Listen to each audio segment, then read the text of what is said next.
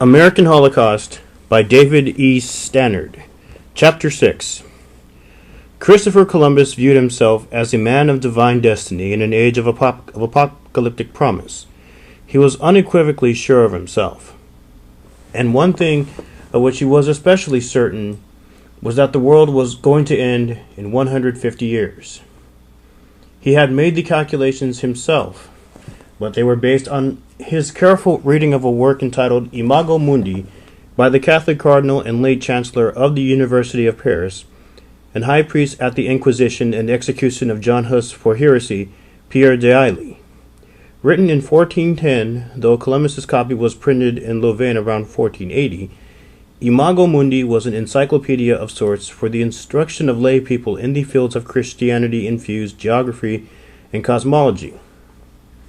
It was from this same book of compiled knowledge and ancient wisdom that Columbus had derived a potpourri of information based on Aristotle, Seneca, Pliny, and others, allowing him to calculate that the distance across the Atlantic Ocean, known then as the Ocean Sea, was much shorter than it actually turned out to be. Long before he left on his famous voyage, more sophisticated navigators knew full well and told Columbus that his estimate was too short. That is a principal reason why the Portuguese crown turned down his request for assistance in 1484. When Columbus pressed on, his stubborn unwillingness to be persuaded by superior evidence and logic ironically resulted in his beating the Portuguese to the islands of the Caribbean. That only deepened his conviction, of course, and to the end of his life he continued to believe the illusion that his original calculations had been correct. The Imago Mundi contained a wealth of equally dubious information on other matters that Columbus, like many in that era, readily took to heart. For what Columbus saw in the Cardinal's work, and what was intended by its author to be seen, was an outline of the history of the world, past, present, and future. By combining and folding together the ideas of such writers as Roger Bacon, the 9th century Arabian astronomer Albumasar, and others, Pierre d'Ailly had laid out for his readers, writes Pauline Moffat Watts, the horoscopes of the great religions and empires in much the same way that one would cast a personal horoscope. Once one has learned the proper techniques, believed all these writers and Columbus as well, one could predict the future, for all events are imprinted on the present. Columbus read Ailly with the burning intensity of an autodidact who discovered in the Cardinal's writings nothing less than the divine path to truth. The margins of the Admiral's copy of Imago Mundi, which survives today in Seville's Biblioteca Columbia, are covered with almost 900 separate annotations by Columbus on matters of theology, geography, and history. Africa, he notes, is half the size of Europe, and south of the equators the days are only 12 hours long. Chinese people in small boats have drifted across the Atlantic to Europe, including a man and a woman who have turned up in Ireland. Aristotle says, between the end of Spain and the beginning of India is a small sea navigable in a few days. Other ancient authors are called upon who allegedly say the same or similar things, all of which indicate to Columbus that the earth is small and that India and China can be reached rather easily by sailing west. Alongside these temporal, if fanciful, observations are comments on Scripture, along with calculations for determining when the Muslims finally will be destroyed and when to expect the arrival of the Antichrist. It was through the exploration of sources such as this, apparently in addition to lengthy conversations with Franciscan monks who were convinced that the end was near, that Columbus figured out to his satisfaction precisely when the second coming would occur. He did this through a kind of simplistic biblical numerology he had worked out, but he also knew it from the historical signs that were all around him. Failure as well as success has always been absorbed easily into the all-embracing chiliastic logic of those convinced that the millennium is at hand. Even contradictory evidence is interpreted so that it leads to the same desired conclusion. Thus, the obstinate resistance of the Jews to conversion, like the alarming successes of the Muslims in Turkey, were only part of God's great plan, his testing of the Christians, the inevitable dark before the dawn, Columbus thought. Conversely, the even more recent expulsion of the Jews from Spain, along with the baptism of those who repented, like the fall of the Muslims at Grenada, were equally clear indications that a new and glorious day was arising. What was present in Columbus's mind and marginal jotting before his departure in 1492 became a fully elaborated, if wildly confused and undisciplined theory following the end of his third voyage in 1500, when he began compiling what he called his Libro de la Profecias, his Book of Prophecy, a scrapbook of hundreds of quotations from Scripture, from early Christian writers, and from classical authors, all purporting to demonstrate that the end of time was but a century and a half away, that the Jews and infidels and heathens throughout the entire world would be either destroyed or converted to Christ, and that before long the Holy Land would be recaptured. By the beginning of the 16th century, Columbus had become certain that his voyages and discoveries had confirmed all this. Moreover, not only would each of these miraculous events soon be initiated, so the prophecy said, by the Messiah Emperor from Spain, but the final conquests and the liberation of Jerusalem would be funded by vast quantities of gold that Columbus expected to discover either in those densely populated islands he had found lying off the coast of what he continued to think was Asia, or on the mainland of the continent itself.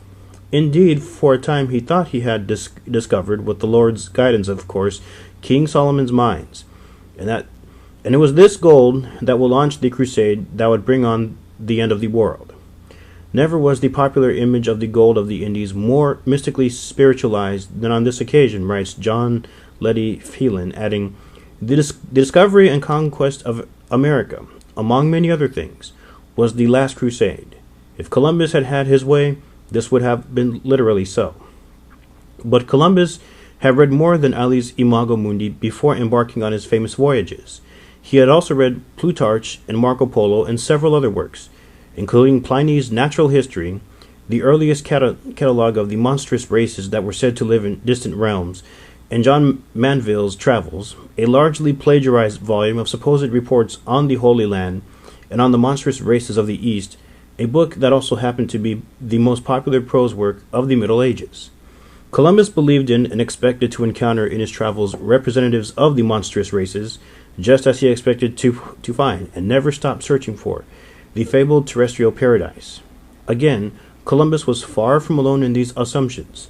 As he wrote in his letter to the king and queen while returning from his first voyage, "In these islands I have so far found no human monstrosities as many expected." But elsewhere he wrote that within a few weeks of his first sighting of land, he had been told by some Indians that on the other islands there were men with one eye, and others with dogs' heads who ate men, and that in killing one they beheaded him, and drank his blood and cut off his genitals. In fact, there was no real evidence of cannibalism, to say nothing of dog-headed people, anywhere in the Indies, despite widespread popular belief to the contrary that continues to exist today, belief largely based on the fact that Columbus said the alleged man-eaters were called Caribs. Through Spanish and English linguistic corruption, that name evolved into cannibal, and although both of the more level-headed of Columbus's contemporaries and the consensus of modern scholarship have strenuously contradicted the charge, it has stuck as a truism in the Western imagination. The important point here, however, is not the spuriousness of the claim that some of the natives ate human flesh, but only that Columbus and those who had heard this report readily believed, indeed needed to believe, that the charge was true. If no dog-headed people had yet actually been seen, or races without heads and faces in their chests, or one-legged folk, or cyclops, or other bizarre semi-human beasts, that did not mean they were not there. But for the time being, rumors of some cannibals would do. As for the terrestrial paradise Columbus knew to exist, he found it. At least he thought he did. It took a while, 6 years and 3 long voyages, but in the autumn of 1498, while sailing along the coasts of Venezuela and Colombia and then on north to Honduras, the admiral noticed, or so he wrote to his king and queen, that the people he observed were not as dark or extremely black as he claimed they were in other regions, but are of very handsome build and whiter than any others I have seen in the Indies, and are more intelligent and have more ability. At the same time, he observed that he was in the vicinity of towering mountains and fabulously powerful rivers, including the one that we now know as the Orinoco, that rushed from the mountains in powerful currents down into the Gulf of Paria. recalling no doubt that in some traditional accounts the earthly paradise had been located atop a high mountain, which allowed it to survive the great biblical flood, and noting that Holy Scripture testifies that our Lord created the terrestrial palace and planted it in the tree of life, and that a fountain sprang up there from which flow the four principal rivers of the world. The logical conclusion could not be ignored. I say that if this river, the Orinoco, does not originate in the terrestrial paradise, it comes and flows from a land of infinite size to the south, of which we have no knowledge yet. But I am completely persuaded in my own mind that the terrestrial paradise is in the place I have described. Indeed, so extraordinary was this insight that it caused Columbus to revise his entire vision of the shape of the earth. I am compelled, he wrote to his royal patrons, to come to this view of the world.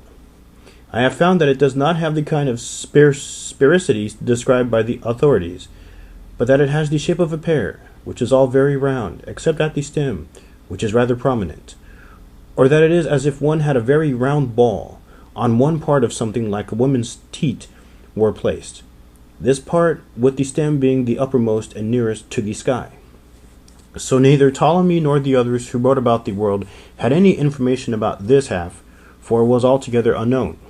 They merely based their opinion on the hemisphere in which they lived, which is round, as I have said above. At some point, some modern observers have claimed Columbus was demented, or at least had been at sea too long. Others have said that obviously he was looking at the island now known as Marguerite, lying at the mouth of Orinoco, and that indeed there is on that island what Herman Arciniagas calls the extraordinary mount that anyone today may see. They call it Maria Guevara's teats. In any case, Columbus was convinced that he had seen paradise, at least from a distance, bulging out like a woman's breast and nipple at the top of the world. It was soon after this that he began compiling his Book of Prophecies, and when he died, just 6 years later, this man, whose life had been so aptly described as a curious combination of the celestial and the crass, was laid out in the garb of a Franciscan monk and was buried in a Carthusian monastery. As it turns out, he had been deeply involved with the Franciscans for years, as the Franciscans had been deeply involved with the Inquisitions for years. Perhaps even was a lay member of the order, and in 1497 and 1498, while preparing for his third voyage, writes Leonard I. Sweet, Columbus wore the habit of a Mennonite friar, and was indistinguishable in the streets of Cadiz and Seville from his Franciscan friends. Apart from his navigational skills, what most set Columbus apart from the other Europeans of his day were not the things that he believed, but the intensity with which he believed them and the determination with which he acted upon those beliefs. If most Christians at that time did not walk around wearing the robes of Franciscan monks, as Columbus did, few would have denied that the conversion of the world to Christianity and the destruction of those who resisted was a necessary prerequisite to Christ's second coming, or that there were then present unmistakable signs that such mass conversions and mass destructions were imminent. Similarly, if most people did not cross the ocean in search of the terrestrial paradise or King Solomon's mines, as Columbus did, few would have denied that such places probably existed in some distant hidden realm. And if most people did not take part in slaving voyages to the coast of Africa many times, as Columbus acknowledged that he had done before, few would have found anything morally improper in such activities. Columbus was, in most respects, merely an especially active and dramatic embodiment of the European, and especially the Mediterranean, mind and soul of this time, a religious fanatic obsessed with the conversion, conquest, or liquidation of all non-Christians, a latter-day crusader in search of personal wealth and fame, who expected the enormous and mysterious world he had found to be filled with monstrous races inhabiting wild forests and with golden people living in Eden. He was also a man with sufficient intolerance and contempt for all who did not look like or behave or believe as he did, that he thought nothing of enslaving or killing such people simply because they were not like him. He was, to repeat, a secular personification of what more than 1,000 years of Christian culture had wrought. As such, the fact that he launched a campaign of horrific violence against the natives of Hispaniola is not something that should surprise anyone. Indeed, it would be surprising if he had not inaugurated such carnage. But why did the firestorm of violence turn openly genocidal, and why did it continue for so long? Why did it take the grotesque forms that it did? Why was it morally justified in the terms that it was? And why, and in what ways, were the British and American genocide campaigns different from those of the Spanish, if at least equally destructive in the long run? The answers to all these questions must be sought in the constant interplay of Western ideologies and material realities, beginning with the initial Spanish quest for gold and for glory, proceeding from there to evolving concepts of race, along with traditional notions of divine providence and sin, and then back again to the hunger and thirst for wealth and power, sought down by different paths by different European peoples on the different American continents of the North and of the South. Columbus drove a hard bargain with his royal patrons. Not only did he demand a substantial share of whatever treasure he might bring back from his journey across the Atlantic horizon, he also required of them, as he noted in the prologue to be the journal of his first voyage, that henceforth I might call myself Don and be Grand Admiral of the ocean sea and Viceroy and perpetual governor of all the islands and mainland that I should discover and win. Since he thought he was sailing to China and India, these were not meager titles, were he to succeed in gaining them. For Columbus, like the conquistadors to follow, was driven by various forces in his quest to discover and conquer. But during his era, when individualism was sharply ascendant in European culture, few if any motives were more important than what in Spanish is called el afán de honra, an anxiety, a hunger for glory and for recognition, is the way one historian puts it. To Columbus, the ex-Genoese ex-slave trader and would-be holy crusader, returning to Spain with slaves and with gold and with tales of innumerable heathens waiting to be converted, was the surest way to achieve such fame. Thus, within hours of landfall on the first inhabited island he encountered in the Caribbean, Columbus seized and carried off 6 native people who, he said, ought to be good servants, and would easily be made Christians, because it seemed to me that they belonged to no religion. Bereft of religion, though he thought of these very handsome and very well-proportioned people to be, the admiral was certain that they possessed gold.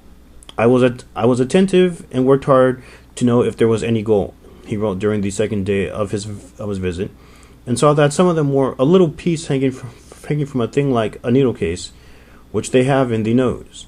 And by signs I could understand that, going to the S, or doubling the island to the S, there was a king there who had great vessels of it and possessed a lot. This was likely the island of Cipango, or Japan, Columbus thought, the famous place Marco Polo had written about, and he set out the next day to find it. And so the man, who could now call himself Don, moved from island to island, snaring more natives for eventual servitude, and grilling them incoherently as to the whereabouts of the great deposits of gold. He thought he understood them to say that on one island the people wore very big bracelets of gold on their legs and arms. They didn't, and Columbus bitterly, but probably corrected and noted later, that all they said was humbug in order to escape. But he pressed on, always believing that magnificent riches in gold and jewels lay just beyond the next landfall. Columbus continued to think he was quite close to the Asian mainland, and that the people of all these islands are at war with the Grand Khan, who presumably wanted from them what Columbus wanted, their precious metals and the wealth of their forced labor. Hearing what he wanted to hear in the words of a people whose language he did not understand, the admiral was the victim of the same psychological illusions, one writer has observed, that lead us to hear sweet melodies in the chime of church bells, or to discover in the clouds familiar features or impressive images of fantastic shapes. It is clear that Columbus had several purposes, none especially complex, for lusting after the gold of the Indies. Personal wealth and fame and power, of course, that is evident in everything he wrote. But there is no reason to believe he was also not sincere in his expressed desire to bring gold back to Spain in order to finance the last great crusade that would liberate these souls of all the world's infidels and heathens who were unwilling to convert, while at the same time crushing the bodies of those unwilling to cooperate. And of course, there was the matter of financing the next transatlantic excursions. As Leonardo Oshki rightly puts it, gold represented the only profit immediately realizable of such costly enterprises and provided the most direct means of financing an oceanic expedition in this critical epoch of Spain's economic life. There was little doubt in Columbus's mind that with sufficient manpower, both military and ecclesiastical, he would reap with ease a vast fortune in gold and souls. Both of these godly gifts to the admiral and to his Spanish supporters were simply there for the taking. In a letter to the king and queen dated April 9, 1493, Columbus outlined his plans for the second voyage. Instead of the fewer than 100 men he had brought on the initial expedition, he recommended that he be allowed to transport 20 times that number so that the country may be made more secure and so that it may be more expeditiously won and managed. So great was the supply of gold that awaited them, and so effortless would be its collection, he believed, that he urged the sovereigns to establish on the islands magistrates and notaries to oversee what he repeatedly referred to as the gathering of this fabulous wealth, all of which was to be immediately melted and marked and weighed and placed on carefully guarded chests. He also proposed that of all the gold which may be found, 1% be reserved for the erection of churches and their furniture, and for the support of priests or friars attached to them. 1% may not appear to be much, but if the admiral's estimate of how much gold awaited them had even been close to the truth, 1% could have paid for cathedrals. Following the deduction for the churches 1% of all the gold that was gathered, and a little something for the magistrates and notaries, Columbus recommended that during the first year of Hispaniola colonization, those who did the gathering be allowed to keep one half of what they personally collected, the other half going to the crown. After the first year, this proportional division was to be reassessed in light of the amount of treasure actually found. Considering the immensity of riches that awaited them, however, and since, owing to the greed for gold, everyone will prefer to seek it rather than engage in other necessary occupations, Columbus suggested that during a part of the year hunting for gold should be prohibited, so that there may be on the said island an opportunity for performing other tasks of importance to it. Between the time of his return from the first voyage and the date of embarkation for the second journey, word had spread everywhere in Spain of the gold and souls that Columbus had found. No longer would there be any need to enlist the services of wanted criminals over other lowlife to staff the ship of the enterprise to the Indies. The admiral's enthusiasm was infectious, as was his avarice. The others aboard the ships that sailed with Columbus on the second voyage, and those who were to follow in years and decades to come, rarely were possessed by the array of motives that drove his quest for discovery and conquest. Some just wanted to save heathens. Far more just wanted to get rich. But operating in tandem, these two simple goals spelled disaster for the indigenous peoples who welcomed these shiploads. In time, the flood tide of Europeans who came as reapers of souls and gold. That is because, initially at least, there were few souls wishing to be converted and very little gold to be had. Nor was either pursuit much helped by the furious epidemics that were unleashed by the Europeans soon after they came into contact with their native hosts. The men aboard the Niña, the Pinta, and the Santa Maria almost certainly spread strange new diseases among the people of the islands they visited during the first Spanish excursion through the Caribbean from October 1492 through January of 1493. But as we saw in an earlier chapter, it was with the landing of the ships of the second voyage on the northern coast of Hispaniola in January of 1494 that the first known explosion of European epidemic disease occurred. Ferdinand and Isabella had instructed Columbus not to mistreat the Indians he encountered on this second voyage. That was their word. With their deed, however, they loaded his ships with hundreds of heavily armed and armored infantry and cavalrymen, many of them battle-hardened and fresh from the victory over the hated Moors in Grenada. As Hispaniola's natives retreated inland from the deadly epidemics that followed immediately upon the landing of the Spanish troops, they were pursued by these soldiers of fortune who had no time to waste. Consulting his classical sources, Columbus determined that, according to Ptolemy, there must be plenty of gold in the rivers of this huge island. When one of the military parties he sent out returned with 3 pieces of gold that had been taken from an Indian settlement, Columbus and all of us made merry, recalled one of the participants in the revelry, not caring any longer about any sort of spicery, but only of this blessed gold. Because of this, he continued, the Lord Admiral wrote to the king that he was hoping to be able to shortly give him as much gold as the iron mines of Biscay gave him iron. In this excited mood, Columbus sent a number of ships back to Spain, and 500 troops inland to find the gold. Although not too well fitted out with clothes, wrote Michelet de Cuneo, they set out on their trek. Between going, staying, and returning, we spent 29 days with terrible weather, bad food, and worse drink. Nevertheless, out of the covetousness of that gold, we all kept strong and lusty. We crossed, going and coming, 2 very rapid rivers, as I have mentioned above, swimming. And those who did not know how to swim had 2 Indians who carried them swimming. The same are a friend, the same out of friendship, and for a few trifles that we gave them, carried across on top of their heads our clothes, arms, and everything else there was to be carried. The trip was a painful ordeal, covering many miles through difficult country, and when they reached the place they were seeking, they built a fort of wood in the name of St. Thomas. These hundreds of Spanish troops and adventurers frantically fished in the rivers that Ptolemy had said would be filled with treasure, but, wrote Cuneo, never was found by anyone a single grain of gold. He then added portentously, for this reason we were very displeased with the local Indians. For months to follow, this pattern was repeated. Although there was gold on the island, and although the conquistadors ultimately found whatever was there, and forced the natives to mine it for them, never did the holdings of the Indians or the products of the island's mines and rivers produce the sort of the riches of the sort the soldiers had been led to expect.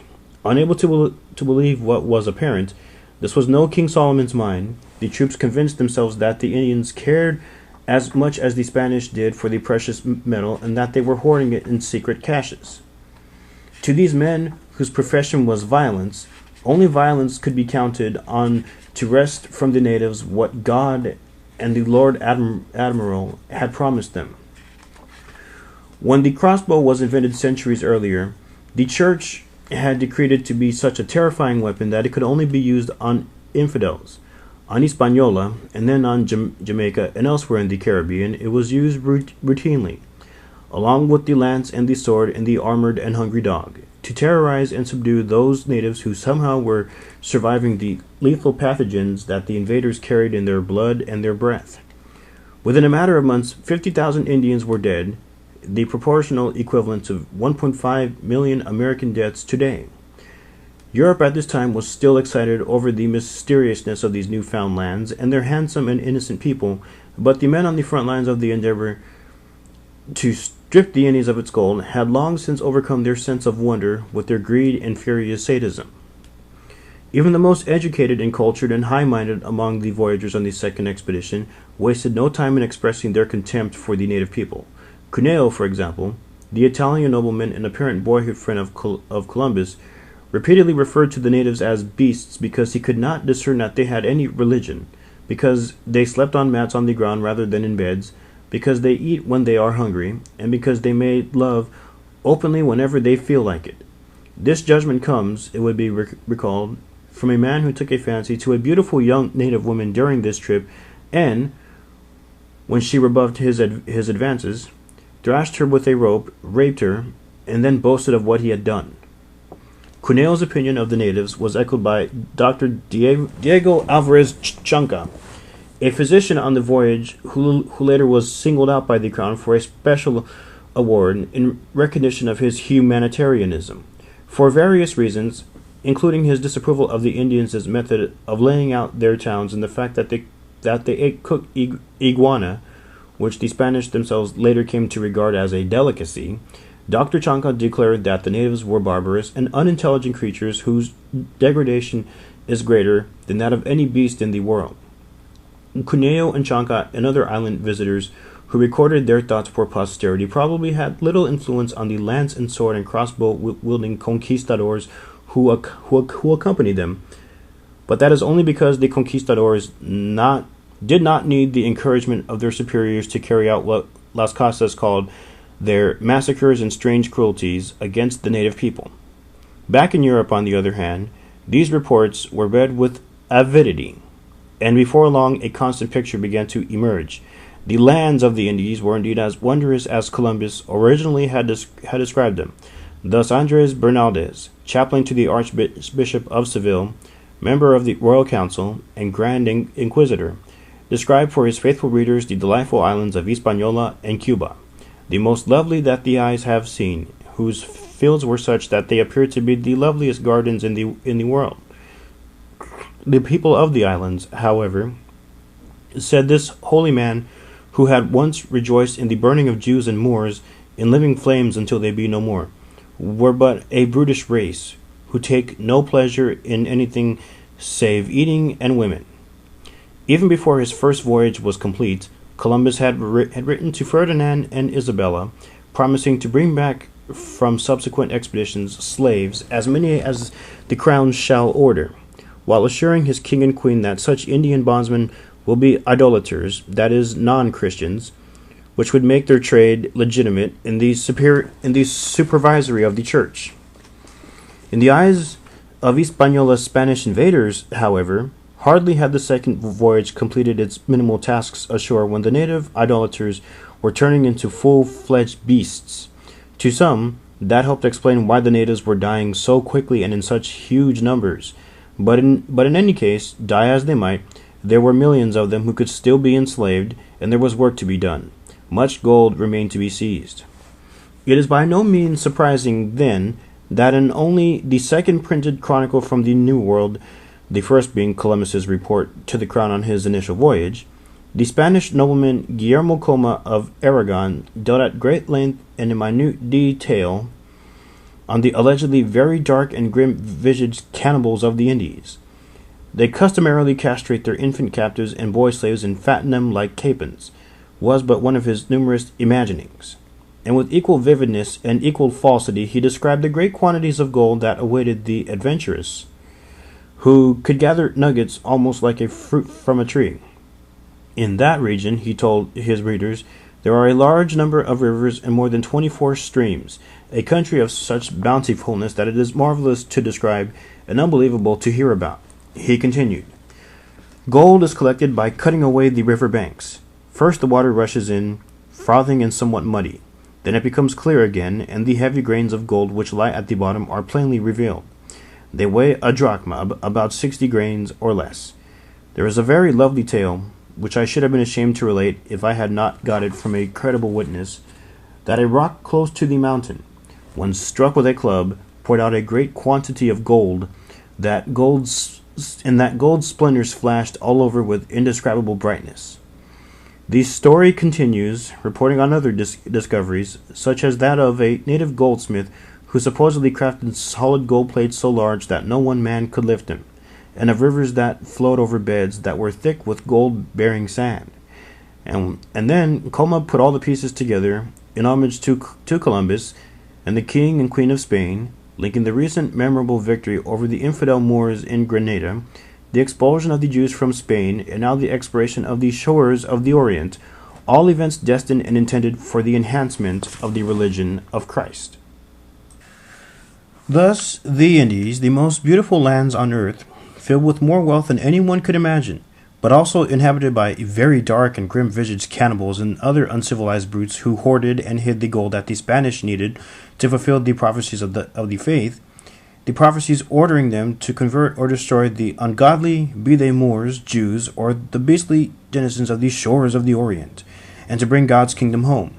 Such was the rationale, at least, for the carnage that was already well underway, and no doubt there were those who believed it.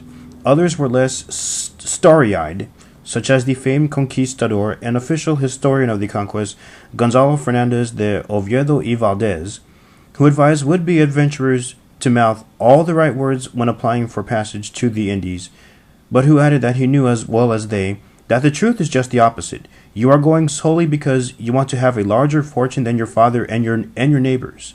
It was the same sort of cynicism, later repeated by Cortez, Pizarro, and others, that allowed Oviedo elsewhere to write sardonically of the sanctity he felt when killing Indians.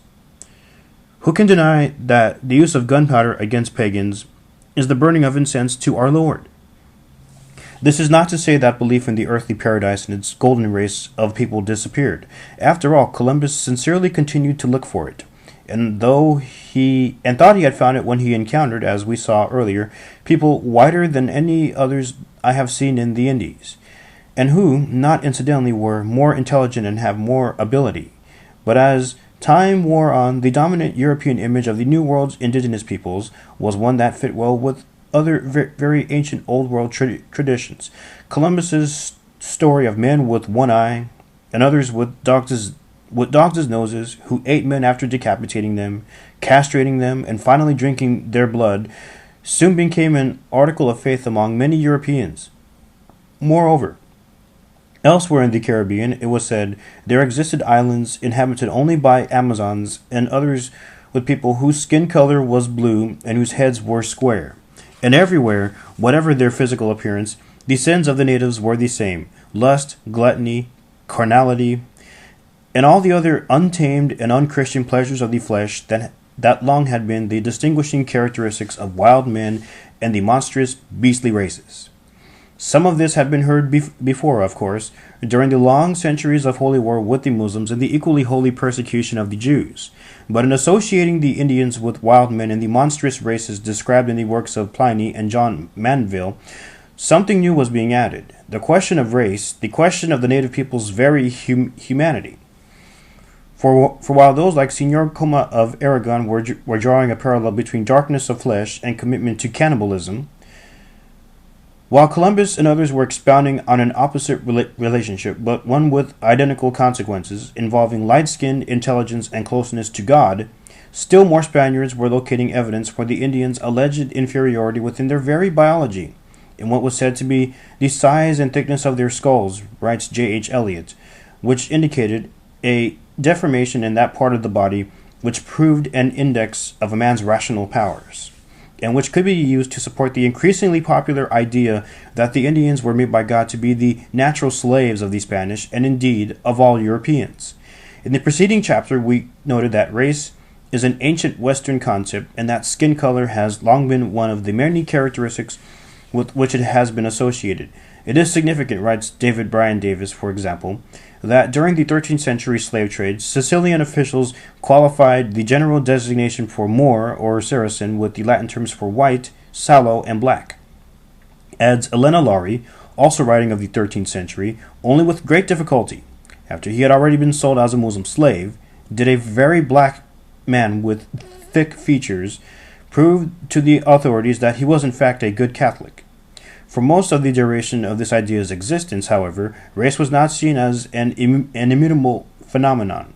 Skin color, for instance, commonly was viewed as environmentally changeable, and, as we have seen, even semi-human monstrosities, such as the dog-headed beast who became Saint Christopher, were susceptible to favorable transformation.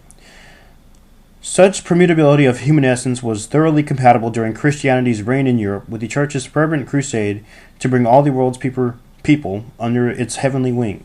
However, a little more than a century before Columbus put to sea on his journey that would shake the world, cracks began to appear in the edifice of Christianity's racial ecumenism. The cause of the problem was slavery. The booming slave trade in the 14th century Mediterranean was at least a two-way operation. That is, while Christian Europeans were buying shiploads of captured infidels, Muslims were doing the same thing, except that many of their purchased slaves were Christians. This greatly upset the church and led to various methods of discouraging trade in Christian captives, including efforts to cut off all trade of any sort with Muslim countries and the excommunication of Christians caught buying or selling their religious brethren as bondsmen. At that time, it generally was agreed that free Christians could not be enslaved by other Christians except as punishment for certain crimes. However, since the church remained devoted to its evangelical mission and to supporting the slave trade in general, a difficulty of potentially major proportions soon developed: what to do with the legally enslaved infidel who saw the light and converted to Catholicism. To order the manumission of such a person might rapidly undermine the lucrative trade of the capture of the captive infidels, but to fail to free him or her would be to condone the enslavement of Christians. It was on the horns of this dilemma, writes David Bryan Davis, that the church made an ominous decision. In 1366, The priors of Florence, who had previously given their sanction to the import and sale of infidel slaves, explained that by infidel they had meant all slaves of infidel origin. Even if at the time of their arrival they belonged to the Catholic faith, an infidel origin simply meant from the land and race of the infidels. With this subtle change in definition, the priors of Florence bypassed the dilemma of baptism by shifting the basis of slavery from religious difference to ethnic origin. It may have been a subtle change in definition, but the larger meaning of this declaration would signal an alteration in consciousness containing enormous and far-reaching implications. From this point forward, the race of the infidels would be sufficient to justify their enslavement, and no transformation of any sort, including conversion to the faith of Christ, would have any bearing on their worldly condition. Less than a century later, a functionally similar declaration was imposed upon Spain's Jews. In the wake of the anti-Jewish riots of 1449 in Toledo, Jews were barred from holding public office in the city. Only those citizens who could demonstrate Christian purity of blood, said the first decree of limpieza de sangre, were eligible for such positions. Conversion to Catholicism would no longer suffice for oneself or even for one's descendants. Blood, in effect, race, was now the fundamental criterion. The conceptual underpinnings for this ominous shift in consciousness had been building for a very long time. As early as the 9th century in Aragon and Castile, the general term for nobility, caballero hidalgo, was reserved for those of specified blood and lineage. Achieved economic or other influence was insufficient to overcome the genetic exclusivity of the institution. At issue was the nobleman's allegedly unique possession of perguenza, or vergüenza, the sense of honor, that was bestowed solely through genealogical inheritance. As Alfonso X of Castile explained, in ancient times, in order to create knights, men chose hunters in the mountains who were men of great endurance, and carpenters and smiths and masons, because they were accustomed to giving blows and their hands are strong. Also, butchers, because they were used to killing live things and shedding their blood. Such men are well-formed, strong, and lithe. The ancients chose knights in this manner for a very long time, but when they saw that in many cases their protégés, lacking vergüenza, forgot the reasons for their elevation, and instead of defeating their enemies were defeated themselves, men knowledgeable in these matters looked for knights who, by their nature, possessed vergüenza. For they held a weak man with the will to endure far preferable to a stronger one who easily fled. Because of this, the authorities saw to it that knights should be men of good lineage. The limpieza de sangre was, in fact, a particularly crude and malignant revision of this long-held exclusionary principle, and during the late 15th century and for all of the 16th, it became a mania throughout Spain. Specialists in genealogy known as linajudo check and scrutinize bloodlines and pedigrees. Neither fame nor even death provided escape for those accused of being tainted. Thus, the remains of celebrated pioneer in medicine Garcia Dorta were exhumed in 1580 and solemnly burned in an auto da fe held at Goa, in accordance with the posthumous punishment inflicted on crypto-Jews who had escaped the stake in their lifetime. Catholic Spaniards with distant Jewish ancestors changed their names and falsified their genealogies to avoid the ruination of their reputations or the loss of their access to professions and education. For even the most humble peasant of pure Christian ancestry now could proudly regard himself as superior to the wealthiest Marrano. It was all just a matter of blood.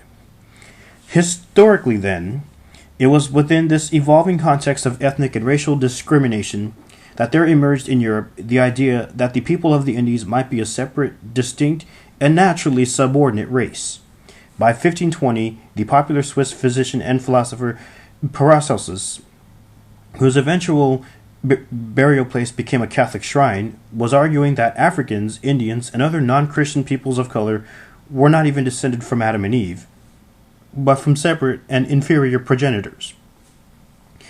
Paracelsus advanced this thesis less than 30 years after Columbus's first contact with the people of the Caribbean, although in that short time the Indies' many millions of native peoples, whose ancestries in those islands long predated even that of the Vandals and Visigoths in Spain, had effectively been exterminated. But the assault on Mexico and the rest of Meso and South America was at that moment only beginning. Paracelsus' notion of separate and unequal human creations was an early version of what in time would become known as polygenesis, one of the staples of 19th century's pseudo-scientific racism. Even before the Swiss writer committed this idea to print, however, there was in circulation a complementary suggestion put forward in 1512 by the Spanish Bernardo de Mesa, later Bishop of Cuba, and Gil Gregorio, and in 1519 by a Scotsman named John Mayer, Johann Major, that the Indians might be a special race created by God to fulfill a destiny of enslavement to Christian Europeans, drawing on both Aristotle and Aquinas. The Spaniards, who were meeting at the king's behest, placed the matter in the context of natural law, with Gregorio contending that since it was apparent that these creatures were idle, vicious, and without charity, it was a violation of the natural order to permit them to remain free. Mayer, at the time a member of the College de Montaigu in Paris, first pointed out by then was commonly accepted by most Europeans, that the recently discovered people of the New World live like beasts, and indeed, in some locales, are truly wild men. Neither these facts nor the late success of the Europeans in conquering these creatures, should be cause for surprise, Mayer thought, since, as the philosopher Aristotle says in the 3rd and 4th chapters of the first of his book, Politics, it is clear that some men are by nature slaves, others by nature free. On this account, the philosopher says in the 1st chapter of the aforementioned book that this is the reason why the Greeks should be masters over the barbarians, because by nature the barbarians and slaves are the same. Few notions could have been sweeter to the minds of early 16th century Spanish thinkers, and they lost no time in adopting it. From the time of that first royal junta in 1512, at which Mesa and Gregorio had used natural law to justify enslavement of the Indians, throughout the 1520s and 1530s and 1540s, while the indigenous peoples of Middle and South America were being consumed by the millions in the same inferno of disease and fiery carnage that had turned the Caribbean's natives to ash. Spain's philosophers and theologians debated among themselves whether the Indians were men or monkeys, whether these were mere brutes or were capable of rational thought, and whether or not God intended them to be permanent slaves of their European overlords. By the time these discussions reached their famous apogee in the confrontation between Bartolomé de las Casas and Juan Gines de Sepúlveda at Valladolid in the summer of 1550, more native people of the Americas had been consumed in the combined conflagrations of pestilence and genocide than the mind can comprehend. Called before the so-called Council of 14 by Charles V, the Holy Roman Emperor and the most powerful man in Europe, to argue whether the natives of the Americas could be considered natural slaves because, as Sepúlveda claimed, they were homunculi, contemptible little people, in whom you will scarcely find even vestiges of humanity. Las Casas and Sepúlveda publicly argued back and forth for about a month. Even Las Casas, the most passionate and humane European advocate for the Indians of his own time and for many years to come, felt forced to acknowledge that the Indians may be completely barbaric. However, he contended that they were not so low in the order of things that they were totally irrational or natural slaves or unfit for government. To Sepúlveda and others, on the contrary, as Las Casas rightly said, the native people of the Americas were indeed so barbarically inhuman that the wise may hunt them down, in the same way as they would wild animals. As if to anticipate and underscore this point, only a few months earlier, the conquistador Pedro de Valdivia proudly announced to Charles V that he and his men had just concluded a massacre against a large community of Indians in Chile. Some 1,500 or 2,000 were killed and many others lanced, he wrote. Among the survivors whom had taken prisoner, Valdivia saw to it that 200 had their hands and noses cut off for their contumacy, that is, for not heeding the conquistador's demands that they behave in a sufficiently obsequious way, consistent with that of the natural slave. After the debate ended, the members of the Council of 14, selected by Charles as the best minds in Spain, fell to arguing among themselves and never rendered a collective verdict. although Sepulveda later claimed, and there is some reason to believe him, that in the end all but one of the council supported his position that the Indians were indeed divinely created beasts of burden for their conquerors. In any case, if the men considered by the Holy Roman Emperor to be the most learned in the realm could not agree on this matter among themselves, the same could not be said for the Spanish masses. As Bernardino de Monaya wrote, a decade and a half before the great debate at Valladolid, the common people had long regarded as wise men those who were convinced that the American Indians were not true men, but a third species of animal between man and monkey created by God for the better service of man. Or, as Oviedo had written, with widespread popular approval, the Indians are naturally lazy and vicious, melancholic, cowardly, and in general a lying, shiftless people. Their marriages are not a sacrament, but a sacrilege. They are idolatrous, libidinous, and commit sodomy. Their chief desire is to eat, drink, worship heathen idols, and commit bestial obscenities. What could one expect from a people whose skulls are so thick and hard that the Spaniards had to take care in fighting not to strike the head lest their swords be blunted? If that was the popular opinion early in the 16th century, it doubtless was even more widespread after Valladolid, after the Valladolid debate was over. For on at least one topic, virtually all historians of this subject agree. As the 16th century wore on, Spanish opinion regarding the Indians was marked by a decided decline of sympathy and narrowing of vision. In J. H. Eliot's words, Eliot uses an illustrative example: a series of meetings held by the Spanish clergy stationed in Mexico between 1532 and 1585, during which verbal depictions of the region's native people drastically deteriorated. An even more vivid example of this transformation involved the fabled Tupinamba people of Brazil. When first contacted by Europeans in the early years of exploration, the Tupinamba were described as the most handsome and best proportioned people in the world, virtually creatures of perfection. They were, said Pedro Vaz de Camina in 1500, people of fine bodies and good faces as to good men, and a kind and generous people of innocence and pure simplicity to boot. An imaginative Portuguese painting of the adoration of the Magi from this time even replaced one of the traditional wise men with a young and handsome representative of these Brazilian natives, replete with distinctive feather headdress and gold earrings, bracelets, and anklets. At almost the same time, however, woodcut illustrations began appearing in other parts of Europe, depicting the Brazilians as cannibals and sexual libertines. And by the 1550s, when Brazil was in the process of being denuded of its native people by European slavery, violence, and imported diseases, those very same gold and feather Tupinamba decorations could be found adorning the head and body of Satan in another Portuguese painting, a grotesque and horrific portrait of the devil's inferno. Meanwhile, in concert with a change in visual representation, European writers had now taken to calling these lately dubbed Brazilian paragons of pure virtue and simplicity beasts in human form, to quote Nicolas Durand de Villegagnon. Such ideological transformation did not occur, of course, without a social context or without serving an even larger political function. The same was true of the earlier intellectual innovations we have noted. The priors of Florence had declared as acceptable the traffic in Christian slaves who were of infidel origin, because to fail to do so might have undermined the slave trade with which the church was so profitably involved.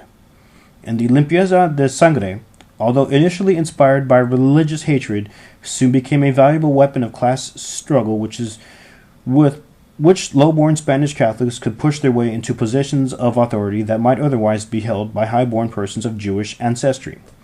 As Eliot demonstrates in his discussion of the limpieza, the doctrine functioned as a compensating code for commoners which might effectively challenge the code of the aristocracy. After all, they would argue, was it not preferable to be born of humble but pure Christian parentage than to be a caballero of suspicious racial antecedents? In either of these cases, certainly was the social or political or economic function of the race discrimination in question the sole and sufficient motivation for its being institutionalized, Each one drew for its authorization on a deep well of centuries-old and symbolically embedded antipathy for its targeted victims. Once in operation, however, the racially oppressive institution justified, reinforced, and thus exacerbated the negative racial stereotypes that had made the institution permissible in the first place, which in turn further sanctified the institution itself. In late 15th and early 16th century Spain and Spanish America, the primary economic context within which anti-Indian racial ideologies were cultivated and institutionalized was the feverish hunt for gold. Then, later, as the 16th century wore on, the context changed to the mining of silver, which was available in much greater volume. Spain at this time, as noted earlier, was a nation with effectively no manufactured items to export. It was an exporter of raw materials and an importer of finished goods. Even within its own borders, Spain was plagued by a stagnating economy, with most local production intended for local consumption. With its broad and mountainous terrain, whatever goods were moved around were carried by pack mules. And despite the presence of perhaps 400,000 such primitive beasts of burden, as an exchange economy the nation was dormant. One consequence of this was both very small productive volume and a great deal of duplication, along with a steady outflow of capital to those other European countries on which Spain was economically dependent. In contrast with its state of commercial impoverishment, however, 15th century advances in ship design, primarily of Portuguese inspiration, along with developments in pilotage, navigation, and cartography, and the persistence of Christopher Columbus, allowed Spain, with its ideal geographic location, to lead the way in exploration of the Indies. Thus, it came about that one of the European nations that could least afford to finance colonization abroad, and that had a sudden overabundance of experienced military men within its midst, due to the recent defeat of the Moors in Grenada, was given first entry into the New World. The stories of indescribable wealth available in the Indies to those who could seize it, of riverbeds filled with nuggets and of boulders that shattered and poured forth gold when struck with a club, fired the imaginations of individual adventurers, of course, but it did the same for religious and financial collectivities as well. The Church now envisioned the wealth of the Indies, both in gold and in souls to harvest, as the means for launching the final crusades, while wealthy nobles and merchants knew that the crown was in no position to direct the conquest and exploitation of the islands without deriving virtually all its financial backing from private sources.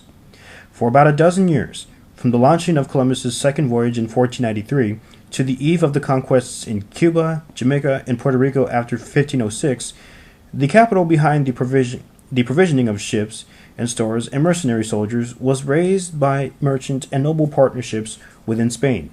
From 1506 onward, however, the conquest of the rest of the Caribbean was financed by the gold that was taken from Hispaniola. In 1499, after the great majority of the island's millions of people had been destroyed, the long dream of gold mine was discovered on Hispaniola, producing for a time 3 and 6 tons of gold per year. Similarly, writes Ralph Davis, while the first attempts to settle the mainland coast were organized from Spain, the series of expeditions after 1516, which culminated in Cortez's conquest of Mexico, were backed by Cuban resources. And the wealth of Mexico paid for the northward and southward extension of exploration and gave some backing to the colonization of the Panama Isthmus, and a decade later to the conquest of Peru. Thus, one after another, Caribbean and American locales were raided and drained of their wealth, a portion of which was divided among the Crown, the conquistadors, and those who provided the conquistadors financial support, while the rest was used to mount further depredations. By and large, the Spanish were uninterested in building New World colonial societies, but rather in draining the New World of its wealth. Indeed, notes Davis, by the 1570s the investor movement had been reversed, and returning colonists were investing capital accumulated in America in entirely Spanish financial and industrial enterprises. The first waves of Spanish violence denuded the Caribbean of its wealth in gold, and as we saw earlier, of its wealth in people as well. Once the islands were thus made barren, the Spanish found goals to pursue elsewhere and moved on. There were about 8,000 Spaniards living on Hispaniola in 1509. For instance, forcing the few surviving Indians to produce the remaining dregs of gold that the white man hungered for. But within a decade, only a few hundred Spaniards remained to begin slowly building sugar plantations on the growing numbers of imported African slaves. Not only had the island's gold supply been depleted and its millions of native people effectively exterminated by then, but most of those who had done the exterminating had left for richer fields of exploration. Davis describes well the pattern that was repeated for decades still to come.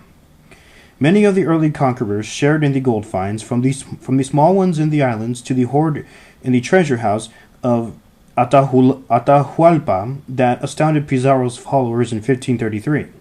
Yet these hoards were quickly distributed, and when the king's share and the leaders' big portions had been taken out, few rank-and-file soldiers secured enough to take them home to the longed-for life of luxurious idleness in Castile. The followers and hangers-on of the conquerors, restless, unreliable material for permanent colonial settlements, were therefore constantly on the move to seek fresh opportunities of fortune. The opening of Cuba rapidly drained Hispaniola of most of its Spanish population after 1513. News of the entry of the mainland accelerated this exodus after 1517, and it turned into a stampede from all the island settlements when Cortés secured a firm grip on the Aztec Empire in 1521. But the palace and temple hoards of Tenochtitlan were not adequate to satisfy the cravings of all the Spaniards who followed Cortés. Large numbers of them pushed on, under other leaders, into the jungles that separated Mexico from the little colony on the Panama Isthmus, over vast desert plateaus toward California.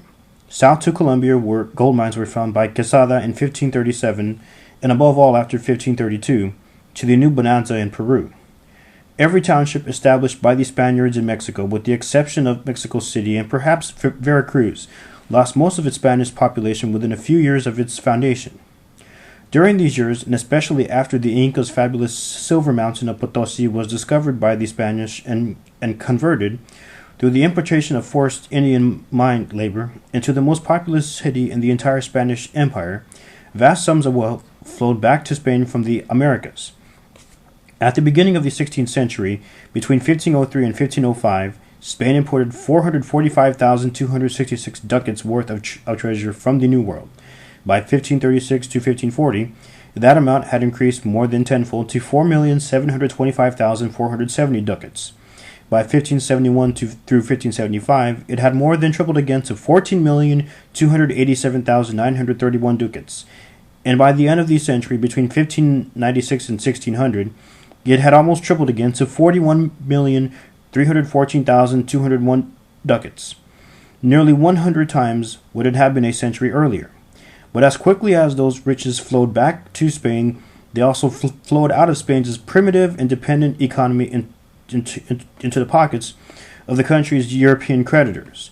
As the century wore on, this bad situation steadily deteriorated, exacerbated in large measure by the imperial vision and the pauper's purse, once all the debts were paid, of Charles V and his successor, Philip II. Within Spain, during the 16th century, tax increase followed upon tax increase. At one point, the tax load tripled in just 2 decades, in an effort to sustain the empire's overextended growth. But still, when Philip took the crown at mid-century, he inherited a debt of 70 million ducats. By the time his reign was ending, 2/3 of the crown's revenues were earmarked for interest payments alone, and on a number of occasions Philip was forced to convert short-term indebtedness to long-term debt because he simply was unable to pay his obligations. Emanuel Wallerstein has put it simply and well. Spain was an empire, he writes, when what was needed in the 16th century was a medium-sized state. Much historiographical debate, has taken place regarding the ultimate centrality of New World gold and silver to Spain's economy in the 16th century, some scholars declaring it to have been much more important than others. What is beyond debate, however, is that Spain at the time perceived the wealth of the Indies and the Americas as absolutely essential to its economic health and pursued it with the cupidity of the crudest and greediest conquistador. The conquistadors, meanwhile, were plying their lethal trade not only in the Americas. No doubt that is where most Spanish soldiers would have liked to be spending their time, especially after stories began circulating in Spain of people like Gaspar de Espinosa, who was said to have returned home in 1522 after 8 years in Panama with the huge fortune of 1,000,000 gold pesos. But there was fighting to be done within Europe as well.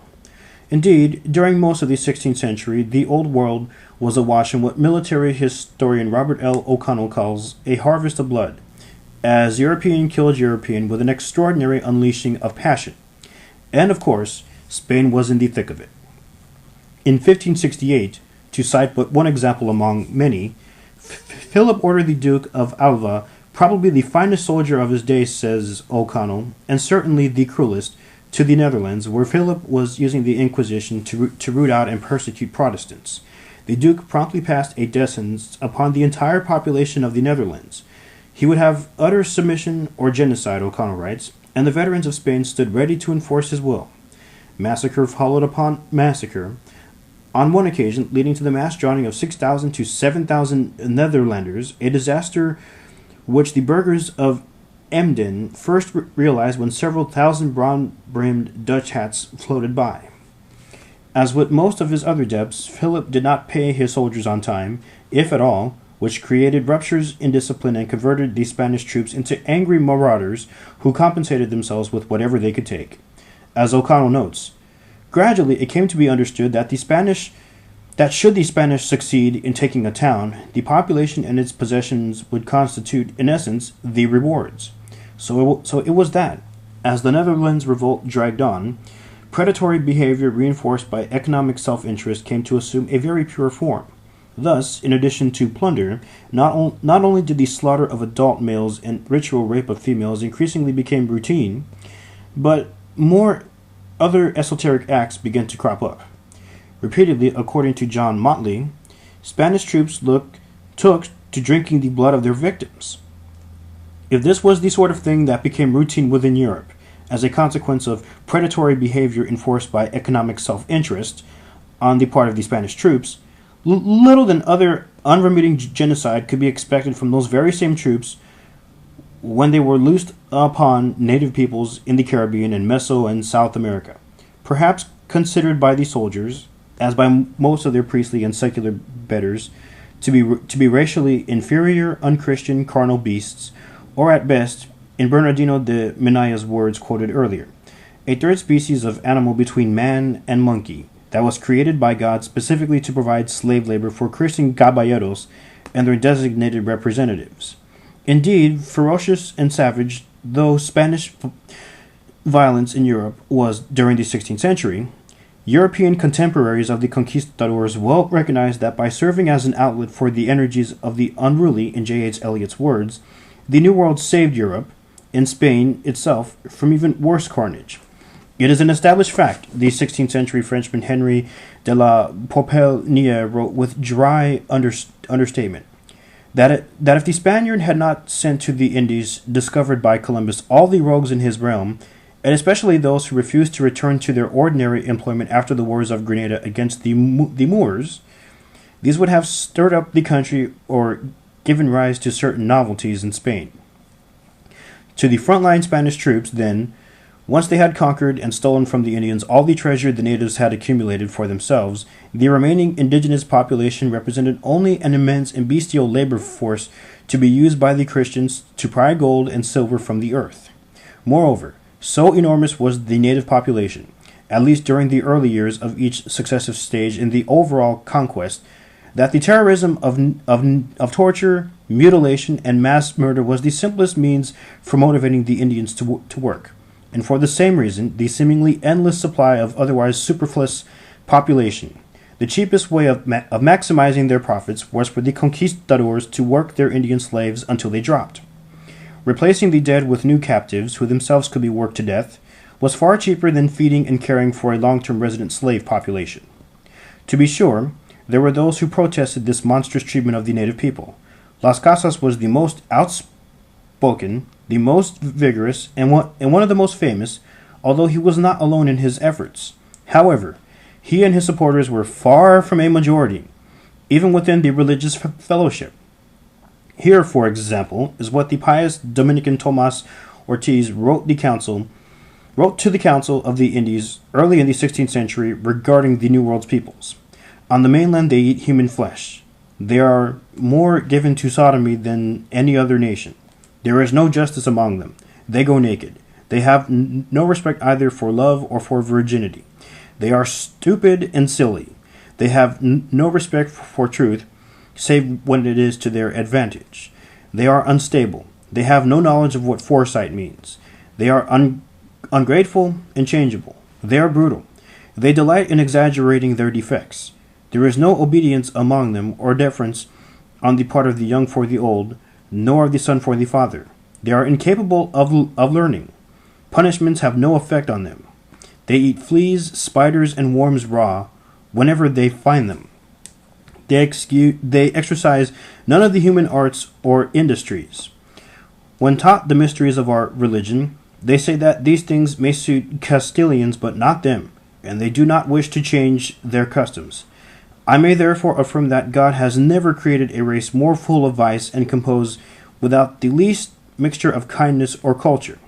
The Indians are more stupid than asses, and refuse to improve in anything.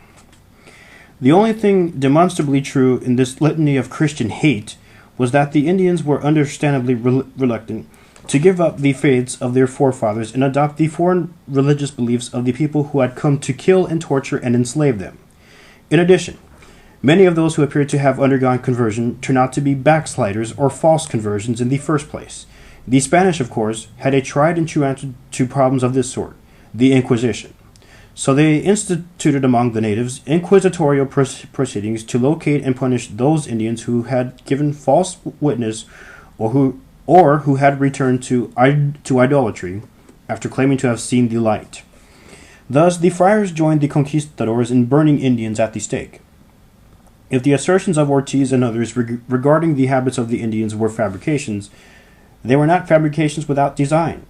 From the Spaniards' enumeration of what they claim were the disgusting food customs of the Indians, including cannibalism, but also the consumption of insects and other items regarded as unfit for human diets, to the Indians' supposed nakedness and absence of agriculture, their sexual deviance and licentiousness, their brutish ignorance, their lack of advanced weaponry and iron, and their irredeemable idolatry, the conquering Europeans were purposefully and systematically dehumanizing the people they were exterminating.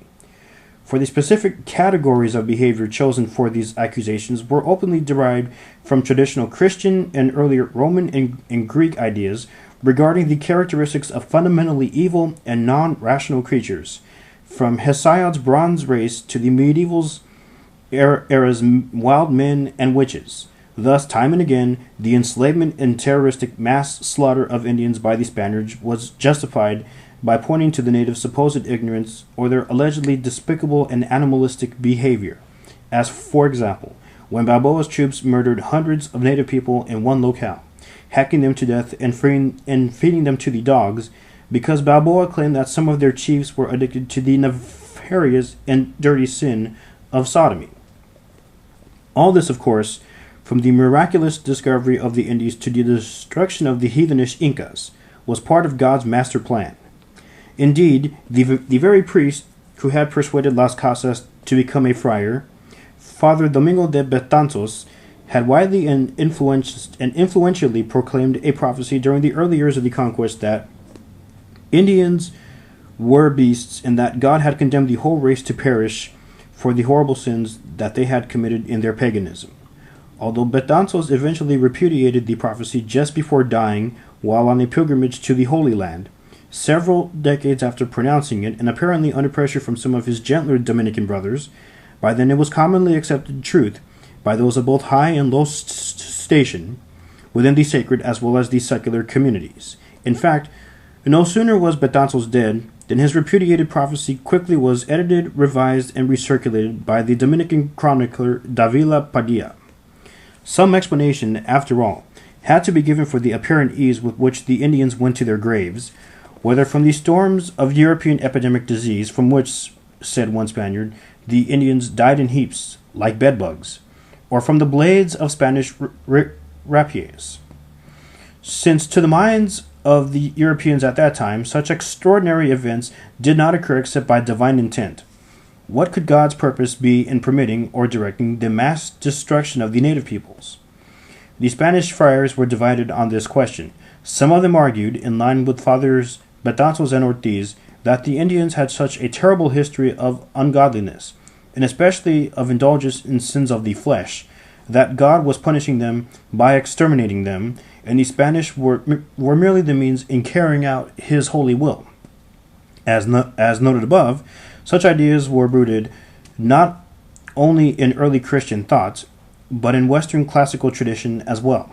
It was about 800 years before the rise of Christianity, for instance, that Greek wisdom had described famine, plague, and infertility, the crushing burdens now being imposed on the Indians, as they divinely ordered and inevitable just due of those societies that behaved wickedly. Others, such as the distinguished Franciscan monk and historian Geronimo de Mendieta, contend that, on the contrary, the massive Indian die-off was God's punishment to the Spanish for their horrendous mistreatment of the natives. Because of their great evil in oppressing the Indians, Mendieta concluded, God had decided to deprive the Spanish of their seemingly inexhaustible supply of slaves and forced labor. Once the Indians are exterminated, he wrote in his Historia Ecclesiastica Indiana from Mexico in the later 16th century, I do not know what is going to happen in this land except that the Spanish will then rob and kill each other. He continued, and concerning the plagues that we see among the Indians, I cannot help but feel that God is telling us, you, the Spaniards, are hastening to exterminate this race. I shall help you to wipe them out more quickly. You shall soon find yourselves without them, a prospect that you desire so ardently. In sum, whether God was punishing the Indians for their sins or the Spanish for their cruelties, both sides in this ecclesiastical debate were agreed that God wanted the Indians dead. The conquistadors were only too happy to oblige their lord and be his holy instrument. If they divinely ordered the immolation of these creatures, whom the wisest men in Spain, after all, had long since declared to be mere beasts and natural slaves, was in the end intended to be a punishment for the conquistadors' brutality. They could worry about that in the future while counting their gold and silver. But the crown and the merchants who were funding the New World enterprise wanted their share of the treasure now. Moreover, apart from the diseases that God was using to kill off the native people, should anyone express concern over the massive killings that took place in the mines that were supplying all that treasure, the appeal to Aristotle, now enhanced with an insidious element of outright racism, was readily available, and ever more widely employed with every passing year. The Spanish magistrate Juan de Matienzo provides just one example among many. Writing of the native people of the Andes in his 1567 government of Peru, following 6 years of service in the viceroyalty there, Matienzo declared that men of this type or complexion are, according to Aristotle, very fearful, weak, and stupid. It is clear that this is their complexion from the color of their faces, which is the same in all them. In addition to the color of their skin, the distinguished jurist wrote, there was evidence from the strength and shape of their bodies. It can be known that they were born for this forced labor and the service of the Spanish because, as Aristotle says, such types were created by nature with strong bodies and were given less intelligence, while free men have less physical strength and more intelligence. In sum, these Spaniards were justified in working the Indians to death and in killing outright those who were reluctant to serve their natural masters, because these brute creatures were nothing more than animals who do not even feel reason, but are ruled by their passions. Within a few years after Matienzo's words appeared in print, the huge tide of silver pouring into Europe from the death camp mines of Peru, silver now worth at least 8 million ducats each year, reached its enormous all-time high. Meanwhile, upwards of 8 million Peruvian natives have been turned into corpses by the Spanish, with barely a million remaining alive, and before long, most of those survivors would be destroyed as well. Some years ago, a debate took place among historians of early America concerning the priority of racism or slavery, in what both sides agreed was the ultimately racist enslavement of African Americans. Some contended that of the two, racism was the primary phenomenon, since without it, racial slavery of the sort that emerged in the Americas could not have come into being. Others claimed that true racism actually followed on the heels of black slavery in the Americas, forming into a system of thought in large part as rationalization from an otherwise morally indefensible institution. Although the first of these assertions clearly is correct, so too in a more limited sense is the second. While 16th and 17th century Western thought was thick with anti-African racist stereotypes, as black slavery as an economic institution took hold and grew, so also did elaborate racist justifications for its moral property, justifications which then further encouraged the continuing expansion of the institution itself. This dialectic of ongoing mutual reinforcement between ideology and institution of what historian Winthrop Jordan has called the cycle of degradation that continually fueled the engine of oppression that worried and broke the bodies of captive African Americans for 2.5 long centuries. And that ideological institution cycle of degradation is precisely the dynamic that also emerged early on among the Spanish regarding the native peoples of the Indies and Meso and South America. Just as social thought does not bloom in a political vacuum, however, neither do institutions come into being and sustain themselves without the inspiration of economic or political necessity. In 16th century Spain, as we have seen, that necessity was created by an impoverished and financially dependent small nation that made itself into an empire that engaged in ambitious wars of expansion and vicious inquisitorial repression of suspected non-believers within. But an empire with a huge and gaping hole in its treasury. No sooner were gold or silver deposited that they drained away to creditors. The only remedy for this, since control of expenditures did not fit with imperial visions, was to accelerate the appropriation of wealth. And this demanded the theft and mining of more and more New World gold and silver.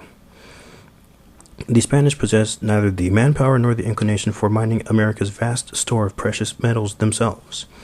But along with all those riches, God had provided more laborers than could be imagined, tens upon tens of millions, so many in fact that the first Portuguese governor of Brazil claimed it would be impossible to exhaust the supply even if the Europeans were to cut the natives up in slaughterhouses. There was, however, nothing to be gained from the wholesale butchery of Indians for mere entertainment, although that commonly did occur at the hands of enthusiastic conquistadors, while a great deal was to be achieved from working them until they collapsed. So enormous was the reservoir of native muscle and flesh that no rational slave driver would spend good money on caring for these beasts, and beasts they were, and natural slaves, so the wisest of wise men had come to agree. It was more efficient simply to use them up and then replace them. Mass murder and torture and mutilation had their place, of course, as instruments of terror to recruit reluctant natives and to be sure they stayed in line. But the extermination of entire communities and cultures, though commonplace, was rarely the Spaniards' declared end goal, since to do so meant a large expenditure of energy with no financial return. As with Hispaniola, Tenochtitlan, Cusco, and elsewhere, the Spaniards' mammoth destruction of whole societies generally was a byproduct of conquest and native enslavement, a genocidal means to an economic end, not an end in itself. And therein lies the central difference between the genocide committed by the Spanish and that of the Anglo-Americans. In British America, extermination was the primary goal, and it was so precisely because it made economic sense. By the close of the 16th century, bullion, primarily silver, made up for more than 95% of all exports leaving Spanish America for Europe.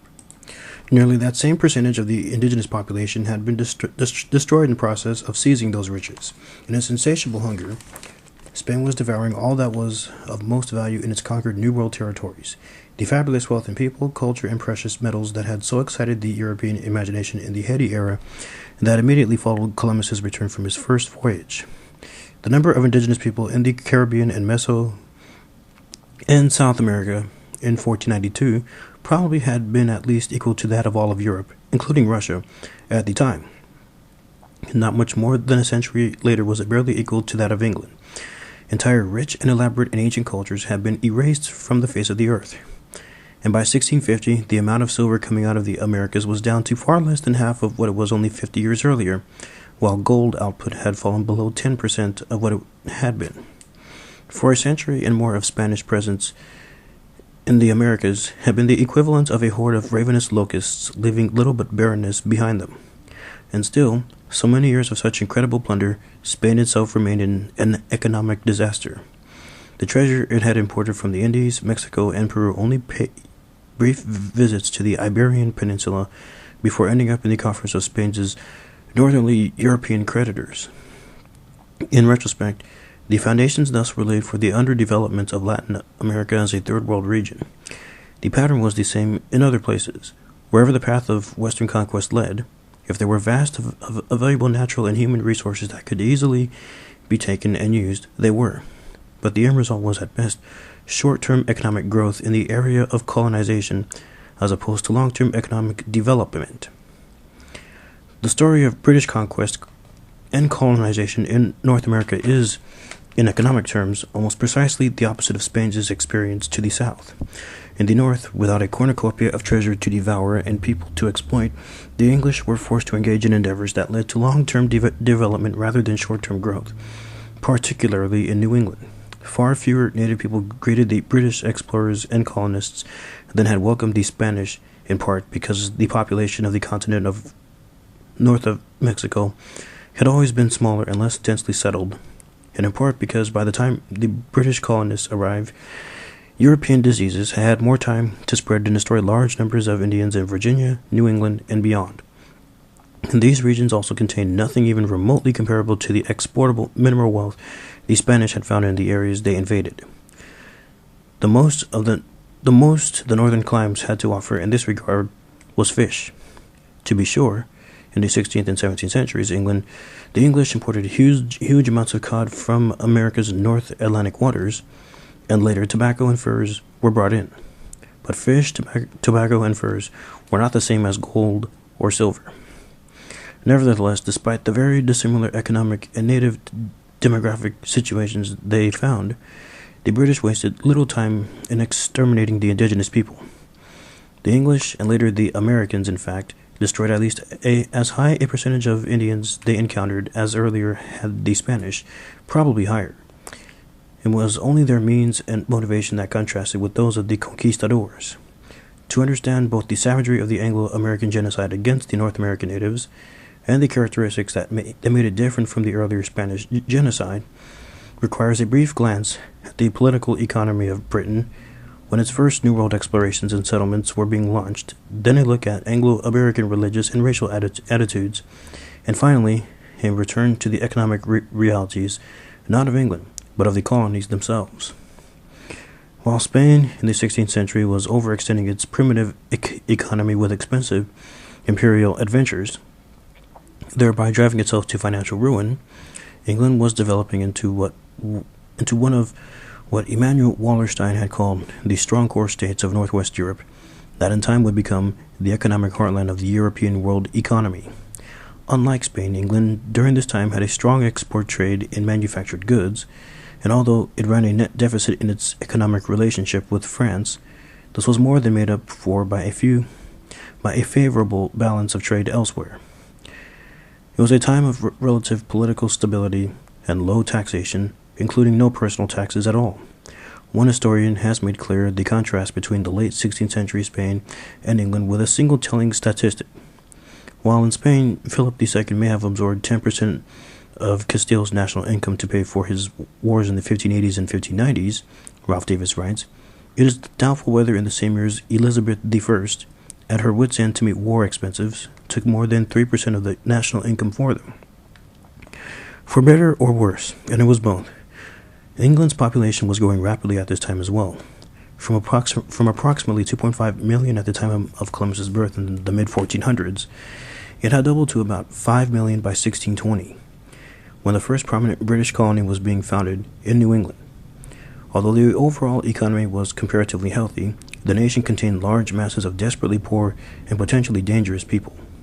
The government's response included the passage of poor laws, which drove the poor out of towns and cities and into marginal rural areas, and the encouragement of migration out of the country altogether.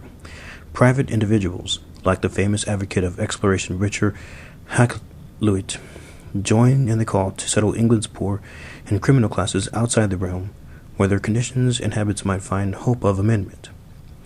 The first significant move of imperial expansion by the British at this time was into Ireland. Here, the intent of the English was in some ways similar, if on a far smaller scale, to that of the Spanish in the Indies, to convert and civilize the natives while stripping the land of its bare wealth. Bare of its wealth.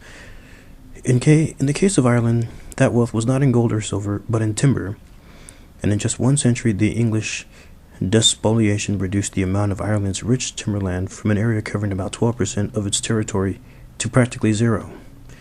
As we saw in a previous chapter, the English also imitated the Spanish in one other way during their invasion of Ireland. They tortured and killed huge numbers of Irish people. The English treatment of Ireland's native peoples provides important insight into understanding the way the British later would treat the indigenous people of North America, not only because it reveals the extent to which the English would go in defining non-Englishmen as savages and destroying them in the process of seizing their land, but also because it shows how far they would not go when the native people in question were white. For a while, it is true that the English demolished large portions of the Irish population in the 16th century, massacring the people of Ireland in the same way their forebears had mass murdered Muslims. The example of the Irish does not equate with that of American Indians. On the contrary, it actually serves to demonstrate how differently the British treated people they regarded as lesser than themselves, but lesser in varying degrees, and different precisely because of the rapidly evolving European ideology of race. First, in their depredations and colonizing campaigns in Ireland, the English clearly distinguished between those natives who were Gaelic Irish and those, though certainly Irish, were known as Old English because they were descendants of earlier Anglo-Norman conquerors. Although both groups were regarded as barbaric by the English, even those British who most vociferously denounced all things Irish tended to make favorable exceptions for the Old English, since they were believed to have fallen into barbarism as a result of their long-term association with the Gaelic Irish. In contrast, as genealogically non-Anglo-Norman, the Gaelic Irish, like the American Indians, were considered always to have been barbaric. Further, in what might seem a paradox only to those innocent of the workings of the racist mind, the British sustained this invidious distinction even when they were arguing that the Old English could be more dangerous and treacherous opponents than were the more barbarous Gaelic Irish. As the Irish historian Nicholas Kenny has shown, the British consider the Old English to be more formidable in these ways because they combine the perverse obstinacy of the authentic barbarian, i.e. the Gaelic Irish, with the knowledge and expertise of civil people. Authentic barbarians, though they may have been in English eyes, nevertheless, the Gaelic Irish were still not so savage as the darker-skinned people the British at the time were encountering on the huge continents of Africa and the Americas. As a result, whether living among the Gaelic Irish or the Old English populations, the British never set up segregated enclaves, as those Englishmen who moved to North America did. And despite the terrible levels of violence perpetrated by the English against the English were always determined that in time they would assimilate all the Irish within English culture and society. Thus, writes Kenny, while the establishment of British authority in Ireland was closely identified with war, brutality, and the confiscation of property, those on both sides who survived that ordeal learned how to live and associate with each other on the same territory. This did not prevent enormous violence, not only in the 16th century, but during the Irish Rising of 1641 to 1642, and long after, when tens of thousands of Irish died. However, the English all the while persisted in their efforts to meld the Irish into the British world. As Kenny writes, more thought was given by Englishmen to this effort at the assimilation of a foreign population into an English-style polity than to any other overseas venture upon which they were then engaged. It will become immediately apparent that whatever the analogies drawn between the Irish and the American Indians, the reality was that English and Scots settlers of the 17th century encountered little difficulty living in close proximity to the Irish, and that it seemed for a time that the different elements of the population would come together to constitute a single people. Without minimizing, then, the carnage the English were willing to call down upon their Irish neighbors, such devastation, like that wrought by the Europeans upon other Europeans during the 30 Years' War, was of the sort that Franz Fanon once described as, in the long run, a family quarrel.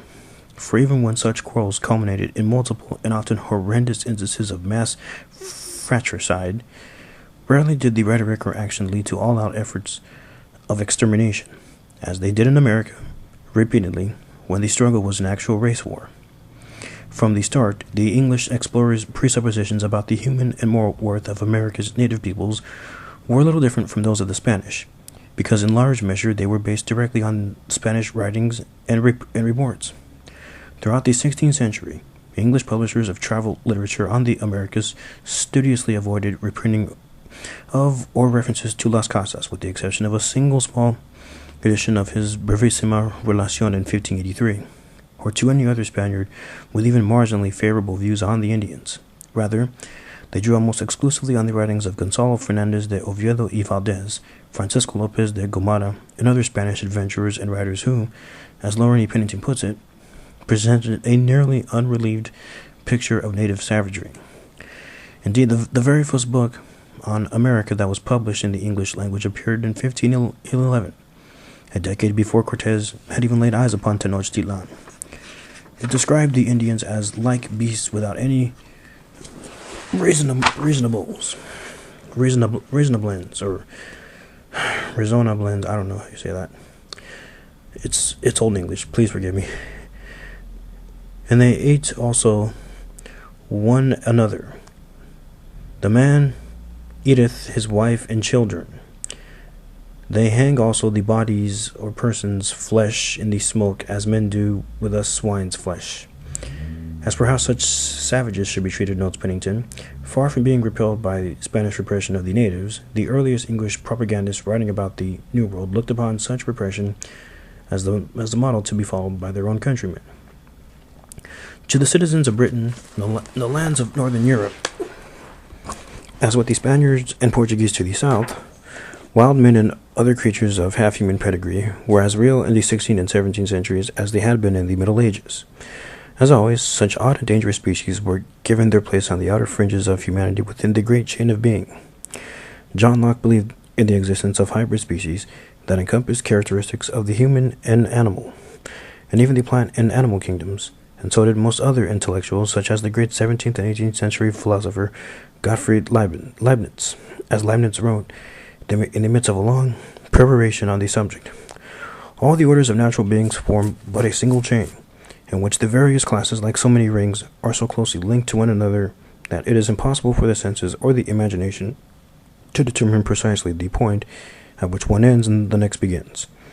All the species which, so to say, lie near to or open or upon the borderlands being equivocal and endowed with characters which might equally well be assigned to either of the neighboring species. Thus there is nothing monstrous in the existence of zoophytes, or plant animals, as Buddha calls them. On the contrary, it is in wholly in keeping with the order of nature that they should exist, added Locke. In all the visible corporeal world we see no chasms or gaps. All quite down from us, the descent is by easy steps, in a continued series that in each remove differ very little one from the other. There are fishes that have wings and are not strangers to the arid region, and there are some birds that are inhabitants of the water, whose blood is as cold as fishes. There are animals so near akin to birds and beasts that they are in the middle between both. Amphibious animals link the terrestrial and aquatic together, not to mention what is confidently reported of mermaids or seamen. There are some brutes that seem to have as much reason and knowledge as some that are called men, and the animal and vegetable kingdoms are so nearly joined that if you'll take the lowest of one and the highest of the other, there will scarce be perceived any great difference between them. Up well into the 18th century, others of the finest minds in Europe believed in, along with the principle of overlapping species continuity in the great chain of being, the existence of half-man, half-beast creatures who were the product of cross-species mating. As Key Thomas has pointed out, even Linnaeus, in his famous 18th century classificatory system, found room for the wild man, Homo virus, four-footed, mute, and hairy, and cited 10 examples encountered over the previous 2 centuries. in the popular mind as in medieval days, Thomas writes, the early modern period swarmed with missing links, half man, half animal. An example of a special relevance to the present discussion is the illustration of an asifal, a headless creature with his face in his chest. Among the depictions of America's native peoples in the Jesuit Joseph Francis Lafitaux's highly respected Customs of the American Indians, published in 1724. It is therefore far from surprising to find 16th century English sea captains, adventurers, and soldiers of fortune, all of whom had heard the most negative Spanish descriptions of the native peoples of the New World, solemnly performing inspections of captured Indians to see, as we noted earlier in the case of Martin Frobisher, if they had cloven feet or other marks of the devil. To some Englishmen there also remained for a time the possibility that the New World natives were some sort of Golden Age ancestry. Both these expectations can be found in the earliest writings of the British in America. Thus, for example, Arthur Barlow, after landing in Virginia in 1584 and taking possession of the land in the right of the Queen's most excellent Majesty under Her Highness Great Seal, recalled that upon encountering the Indians, we were entertained with all love and kindness and with as much bounty after their manner as they could possibly devise. We found the people most gentle, loving, and faithful, void of all guile and treason, and such as lived after the manner of the Golden Age, a more kind and loving people. There cannot be found in the world as far as we have hitherto had trail. There is probably no more favorable description of the Indians of North America in the annals of the early explorers. This did not, however, prevent these very same Englishmen from attacking these very same Indians at the slightest provocation. We burnt and spoiled their corn and town, all the people, these gentle, loving, and faithful people, being fled. For on the other hand, these same Virginia Indians were soon after described by the likes of Robert Gray as wild beasts and unreasonable creatures, or brutish savages, which by reason of their godless ignorance and blasphemous idolatry are worse than those beasts which are of the most wild and savage nature. They are incredibly rude, they worship the devil, offer their young children in sacrifice unto him, wander up and down like beasts, and in manners and conditions differ very little from beasts.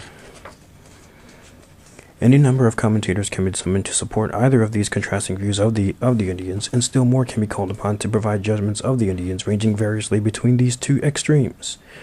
As this had been the case earlier with the Spanish, however, the more negative views very quickly came to dominate, and they were not infrequently expressed by drawing direct parallels between the experiences of the British in Virginia or New England and the Spanish in Mexico and the Caribbean. Thus, in an early treatise on the Virginia Company's progress in the New World, the company's secretary, Edward Waterhouse, discussed at length the Spanish experience with the natives of the Indies and approvingly quoted the Indian-hating and genocide-supporting conquistador Fernandez de Oviedo to the effect that those Indians were by nature slothful and idle, vicious, melancholy, slovenly, of bad conditions, liars of small memory, of no constancy or trust, less capable than children of 6 or 7 years old, and less apt and ingenious. Oviedo's description of the Indies' indigenous inhabitants was offered by the reader. Waterhouse said that you may compare and see in what and how far it agrees with that of the natives of Virginia. Indeed, so closely did it agree, he contended, that the proper response of the British against this viperous blood of pagan infidels should be the same as that meted out by the Spanish, extermination. This conclusion was reached, it should be noted, at a time when there were barely 2,000 Englishmen living in all of North America, and nearly a decade before Britain's Massachusetts Bay Company would be sending settlers into New England. There are also other ways which we can now see, respectively, how the evolution of British racial thought in North America paralleled what had happened previously among the Spanish and Portuguese. We noted earlier, for instance, how changing Portuguese attitudes toward the Indians of Brazil were illustrated dramatically in an early 16th century painting of the Gift of the Magi that used a depiction of a Brazilian Indian in place of one of the wise men calling on the Christ child, followed by a mid-16th century painting that used a feather-bedecked Indian of the same region to illustrate a depiction of Satan in his lair of hell. A similar transformation in the Europeans' moral perceptions of Virginia's Indians is traceable in the famous illustrations of Theodore de Bry and his sons, throughout the 30 volumes of pictorial representations they published between 1590 and 1634. From initial imagery suggestive of Virginia as a place inhabited by people, in Barlow's words, who lived after the manner of the Golden Age. Iconographic evolutions who converted that world into a place of monstrously deformed and diseased savages. To the European artist, as to Europeans in general, notes Bernadette Boucher in her structural analysis of the Debris illustrations, there was from the start a categorical ambiguity surrounding the New World's native peoples.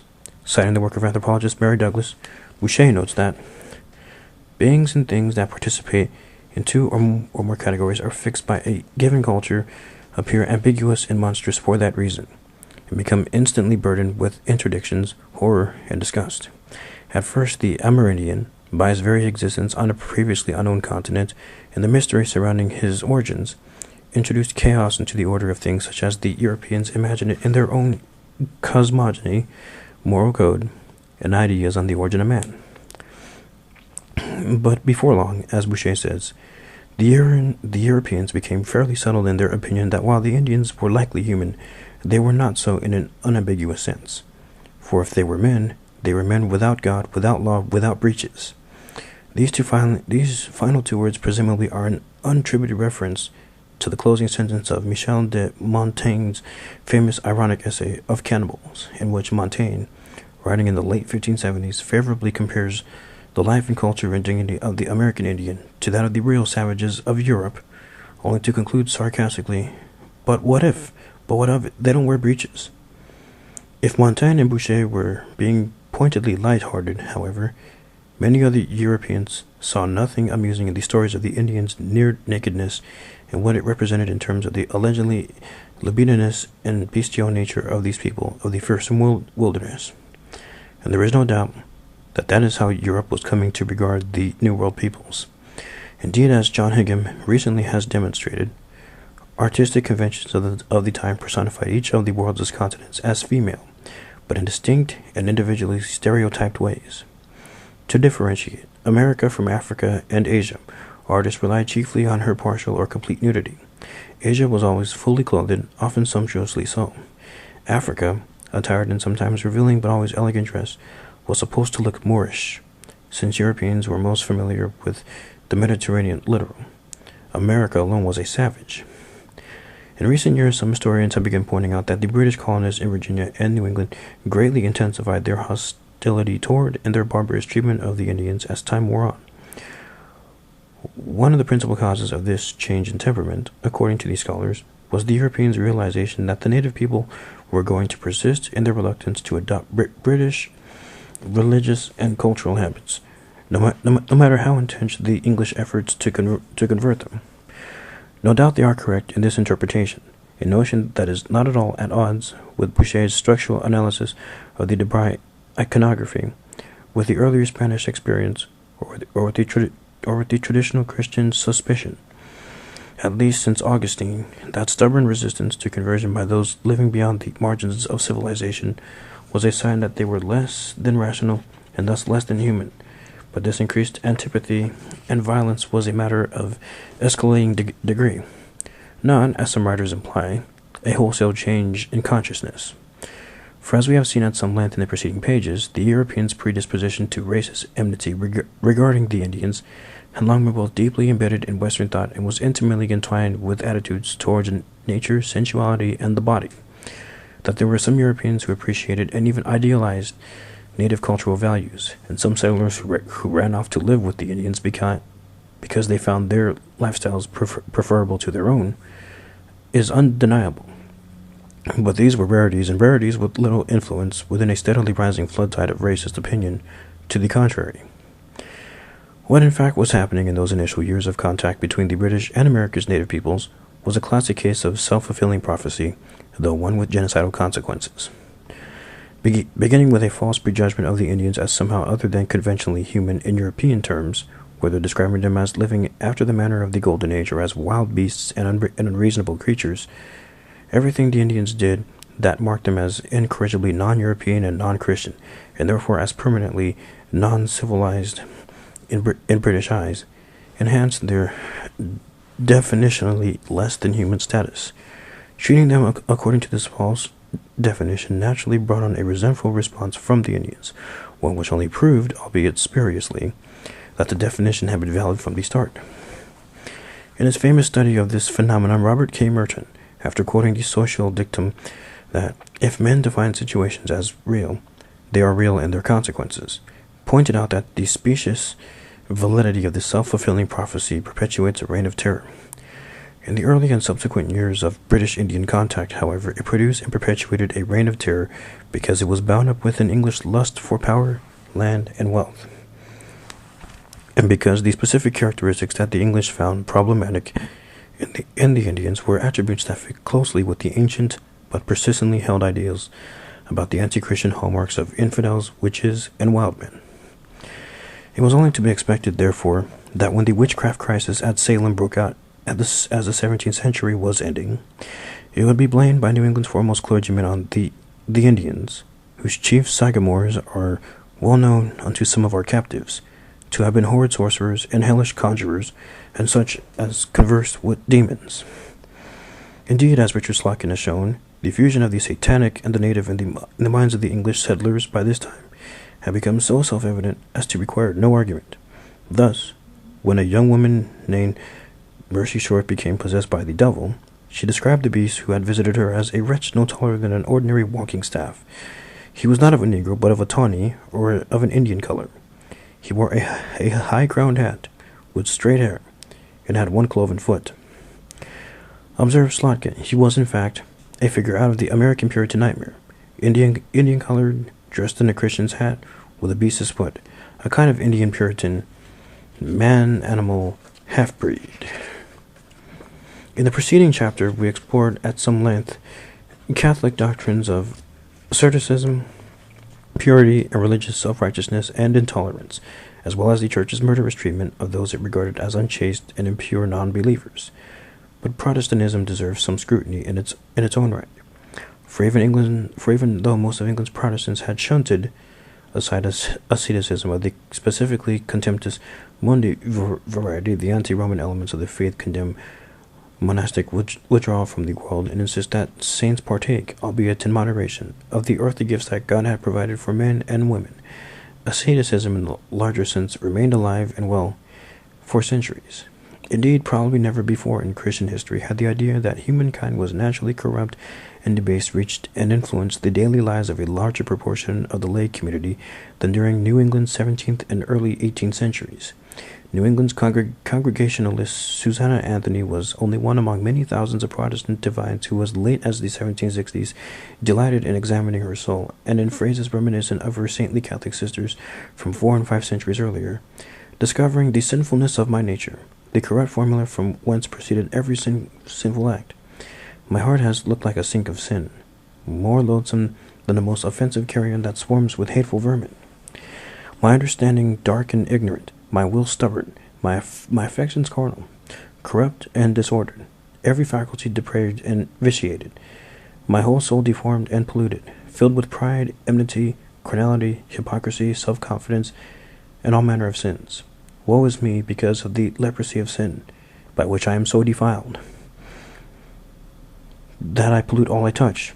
Good God, what a leprous soul this is! How polluted, how defiled! What a running sword that pollutes all I touch!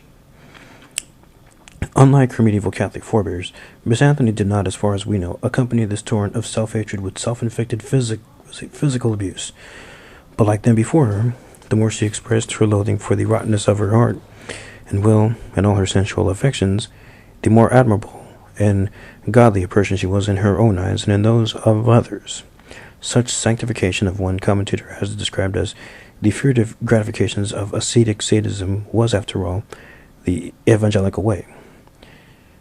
And as Philip Graham cleverly has shown, in the fanatical and obsessive efforts of people like Miss Anthony and her spiritual kin to placate implacable consistencies in their systematic efforts to mortify and subdue the body and the self, along with their consequently heightened perception of the world as a dangerous and seductive place, the early New England settlers of evangelical Puritan character often saw evidence of anger and hostility in other people which they denied within themselves.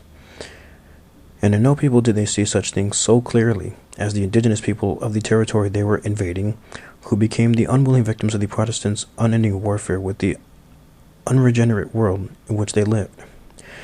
That is also why David Bryan Davis once said about the belated emergence of the anti-slavery movement was equally true regarding the unlikelihood of any semblance of humanitarian concern for the Indians gaining serious support during this time. It could not and would not happen so long as Christians continued to believe that natural man was totally corrupt, that suffering and subordinations were necessary parts of life, and that the only true freedom lay in the salvation from the world. For a core principle of that saintly Puritan's belief system was that the natural condition of the hearts of all humans prior to their conversion to Christ, even the hearts of the holiest and most innocent of Christian infants, was mere nest, root, foundation of sin and wickedness. By defining the Indians as bestial and as hopelessly beyond conversion, then, the colonists were declaring flatly that these very same words aptly described the natives' permanent racial condition, and to tolerate known sin and wickedness in their midst would be to commit sin and wickedness themselves. Moreover, and anomalously, from the earliest days of the settlement, the British colonists repeatedly expressed a haunting fear that they would be contaminated by the presence of the Indians, a contamination that must be avoided lest it become the beginning of a terrifying downward slide toward their own bestial degeneration. Thus, unlike the Spanish before them, British men in the colonies from the Carolinas to New England rarely engaged in sexual relations with the Indians, even during those times when there were few, if any, English women available. Legislation was passed that banished forever such mixed-race couples, referring to their offspring in animalistic terms as abominable mixture and spurious issue. Though even without formal prohibition, such intimate encounters were commonly reckoned a horrid crime with us, in the words of one colonial Pennsylvanian. It is little wonder, then, that Mercy Short described the creature that possessed her as both a demon and, in Slotkin's words, a kind of Indian Puritan man-animal half-breed, for this was the ultimate and fated consequence of racial contamination.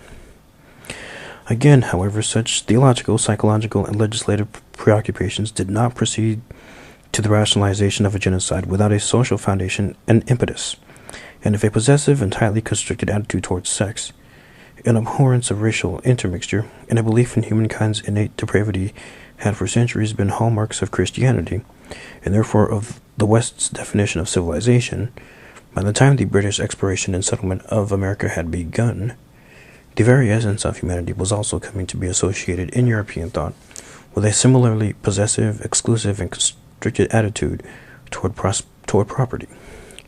For it is precisely of this time that R. H. Tawney was writing when he observed the movement away from the earlier medieval belief that private property is a necessary institution, at least in a fallen world, but it is to be tolerated as a concession to human frailty, not applauded as desirable in itself, to the notion that the individual is the absolute master of his own, and within the limits set by the positive law, may exploit it with a single eye to his pecuniary advantage, unrestrained by any obligation to postpone his own profit to the well-being of his neighbors, or to give account of his actions to a higher authority. The concept of private property as a positive good and even an insignia of civilization took hold among both Catholics and Protestants during the 16th century. Thus, for example, in Spain, Juan Gines de Sepúlveda argued that the absence of private property was one of the characteristics of people lacking even vestiges of humanity. And in Germany at the same time, Martin Luther was contending that the possession of private property was an essential difference between men and beasts. In England, meanwhile, Sir Thomas More was proclaiming that land justifiably could be taken from any people who holdeth a piece of ground void and vacant to no good or profitable use, an idea that was also being independently advanced in other countries by Calvin, Melanchthon, and others. Typically, though, none was as churlish as Luther, who pointed out that the Catholic St. Francis had urged his followers to get rid of their property and give it to the poor. I do not maintain that St. Francis was simply wicked, wrote Luther, but his work showed that he was a weak-minded and freakish man, or to say the truth, a fool. The idea that failure to put property to good or profitable use was grounds for seizing it became especially popular with Protestants, who thereby advocated confiscating the lands owned by the Catholic monks. As Richard Schlatter explains, the monks were condemned, not for owning property, but because they did not use that property in an economically productive fashion. At best, they used it to produce prayers. Luther and the other Reformation leaders insisted that it should be used, not to relieve men from the necessity of working, but as a tool for making more goods. The attitude of the Reformation was practically not prayers but production, and production not for consumption but for more production. The idea of production for the sake of production, of course, was one of the central components of what Max Weber was to call the Protestant ethic, but it was also essential to what C.B. Macpherson has termed the ideology of possessive individualism, and at the heart of that ideology was a political theory of appropriation that was given its fullest elaboration in the second of John Locke's two treatises of government.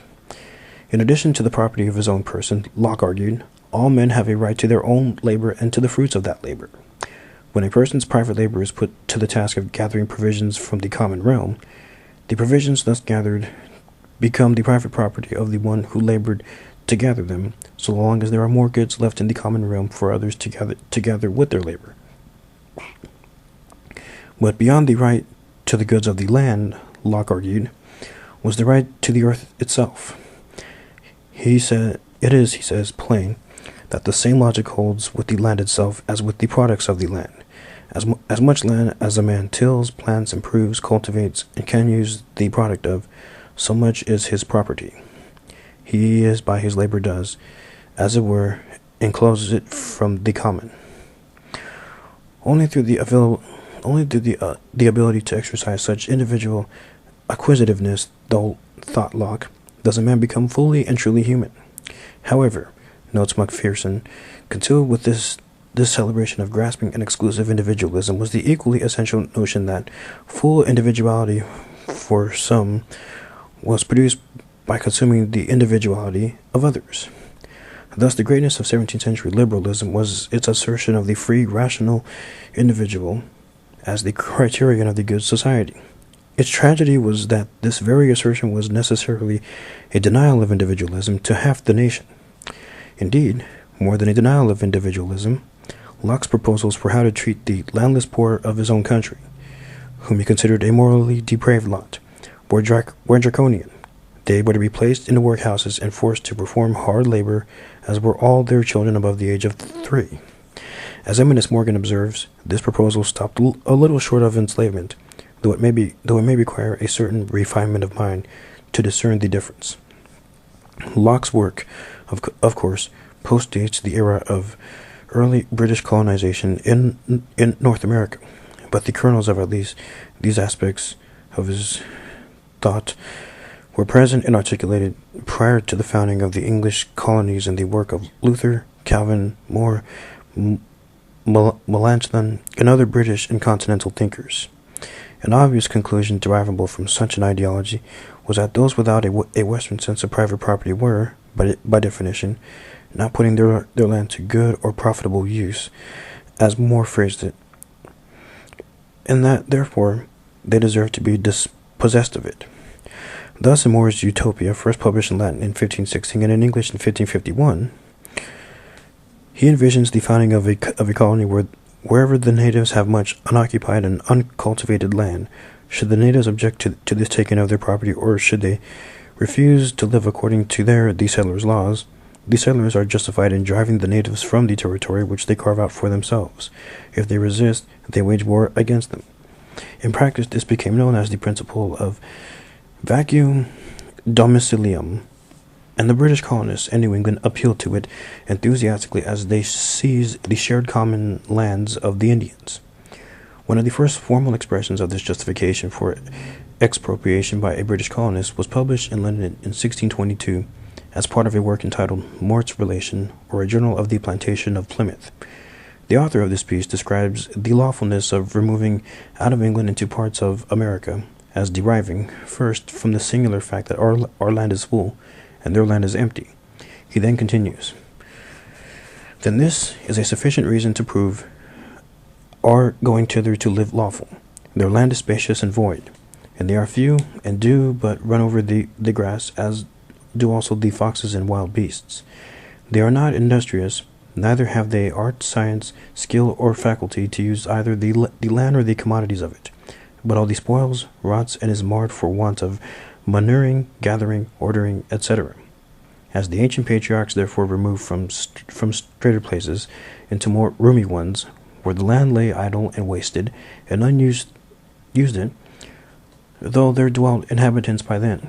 So it is lawful now to take a land which none useth, and make use of it. The most well-known and most sophisticated statement on the matter, however, came from the pen of the first governor of Massachusetts Bay Colony, John Winthrop, while still in England, on the eve of the joining of what would become as the Great Migration to Massachusetts in the 1630s.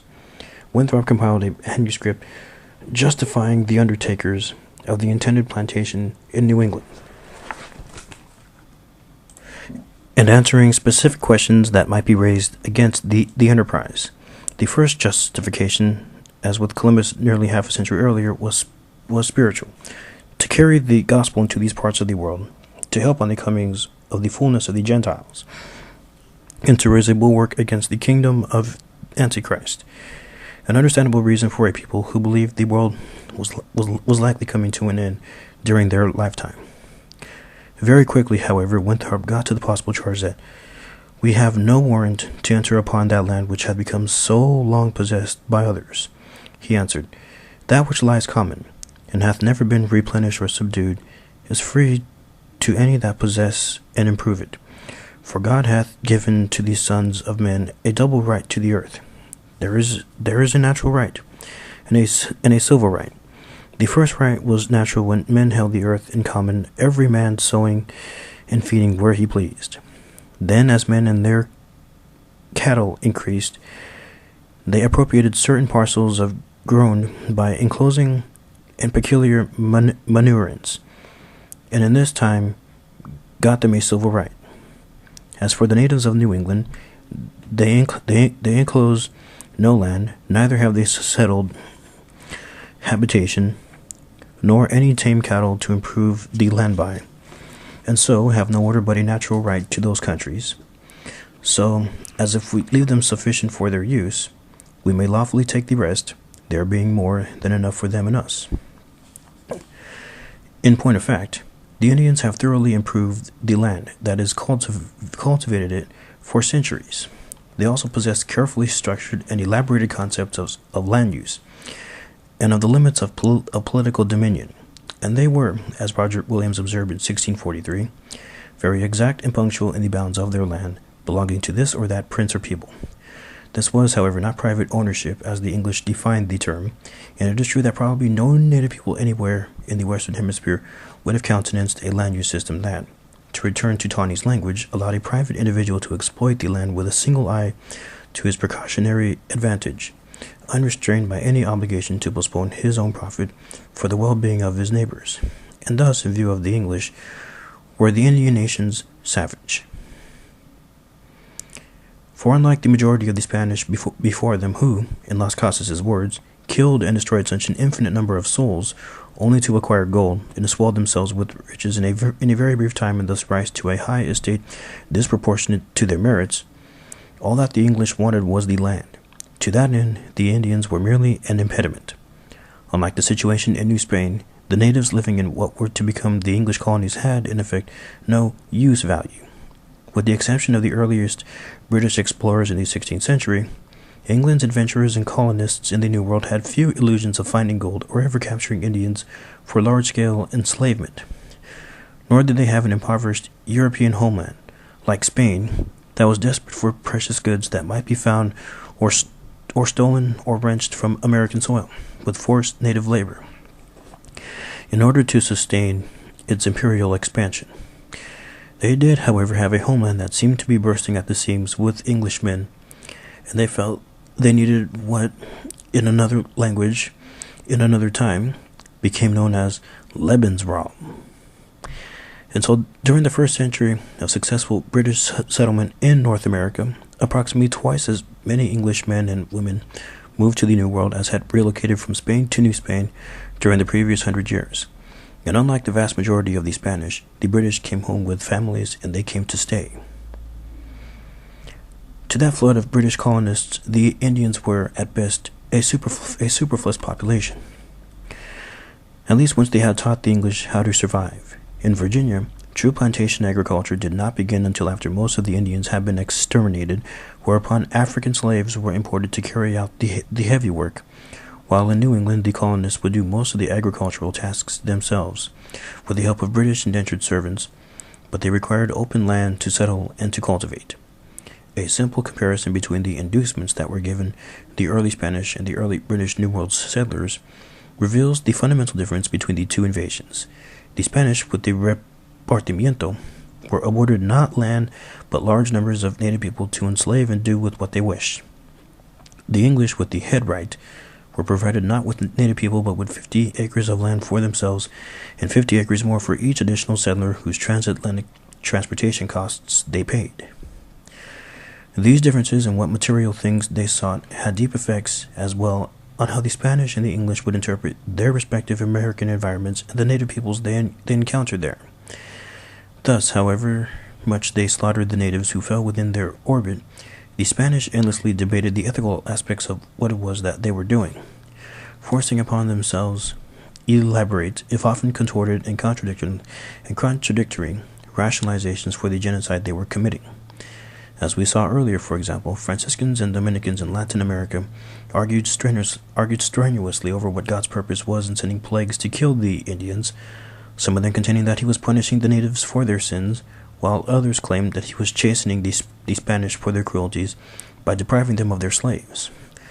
Additionally, throughout the first century of conquest, Spanish scholars were embroiled in seemingly endless debates over the ethical and legal property of seizing and appropriating Indian lands, disputes that continued to haunt independence struggles in Spanish America well into the 19th century.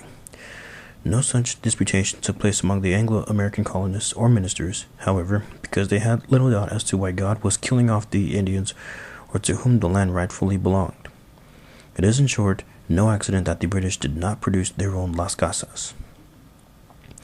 As early as the first explorations at Roanoke, Thomas Harriot had observed that whenever the English visited an Indian village within a few days after our departure, the people began to die very fast, and many in a short space, in some towns about 20, in some 40, in some 60, and in one 60, which in truth was very many in respect of their numbers.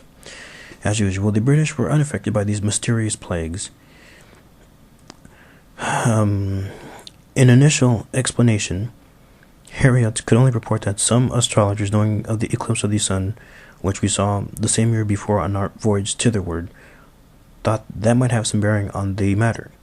But such events are as solar eclipses and comets, which Harriot also mentions as possibly having some relevance, were, like the epidemics themselves, the work of God.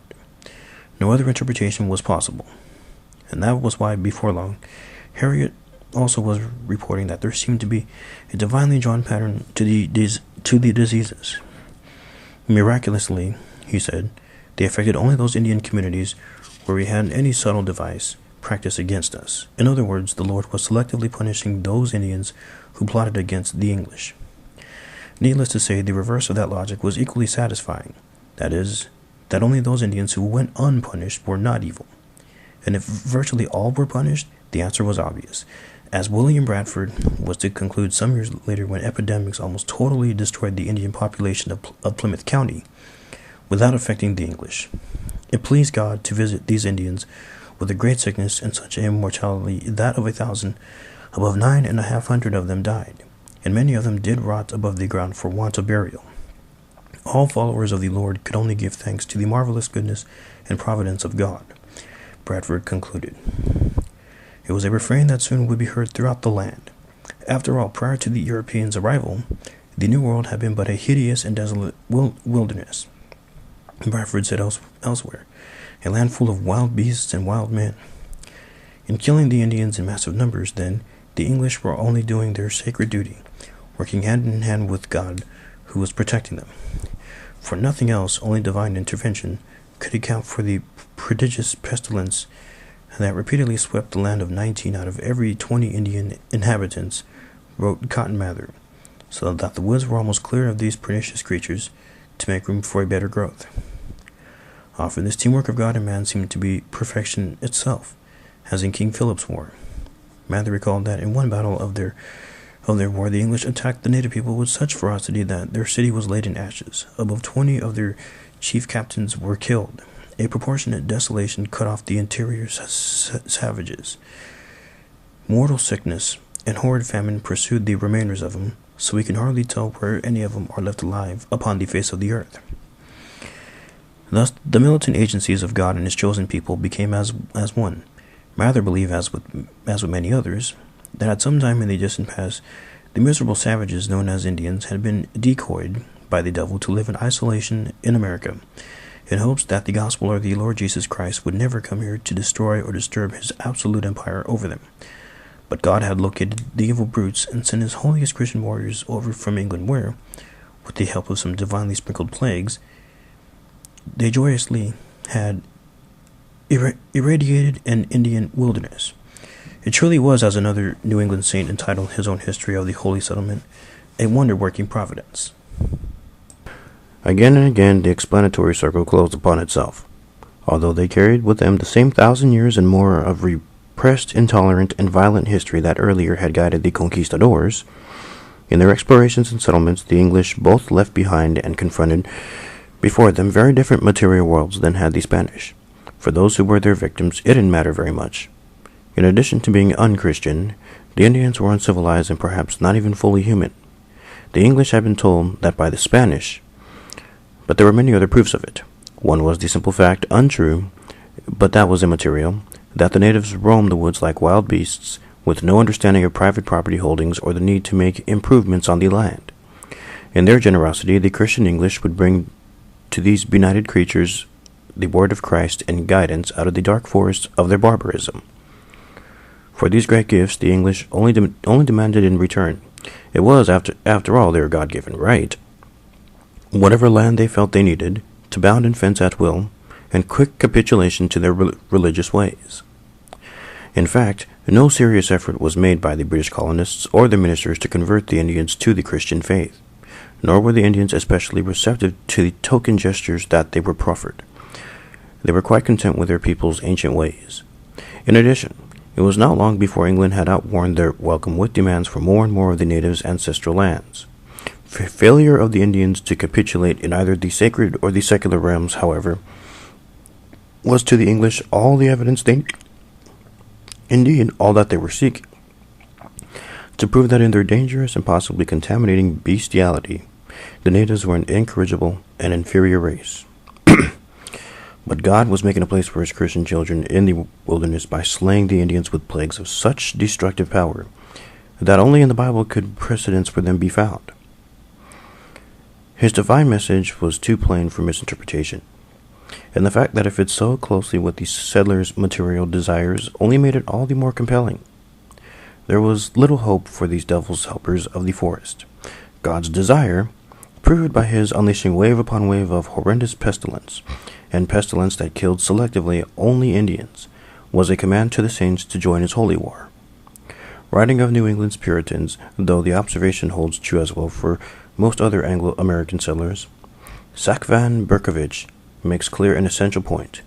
The Puritans, despite their missionary pretenses, regarded the country as theirs and its natives as an obstacle to their destiny as Americans. They could remove that obstacle either by conversion, followed by confinement, or else by extermination, and since the former course proved insecure, they had recourse to the latter. The Spanish, for all their rhetoric of conquest, regarded the country as the Indians' and natives' recruitment, as essential to their design of colonization. Given that difference, Berkovich continues, the Iberian colonists saw themselves as Spaniards in an inferior culture.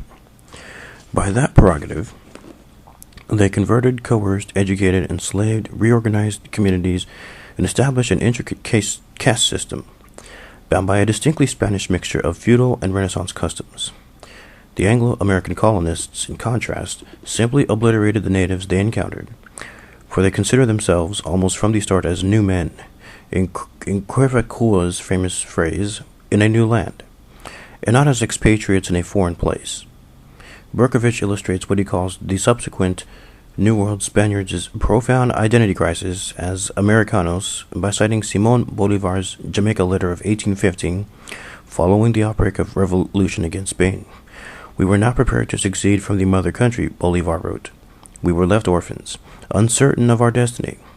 We scarcely retain a vestige of what once was.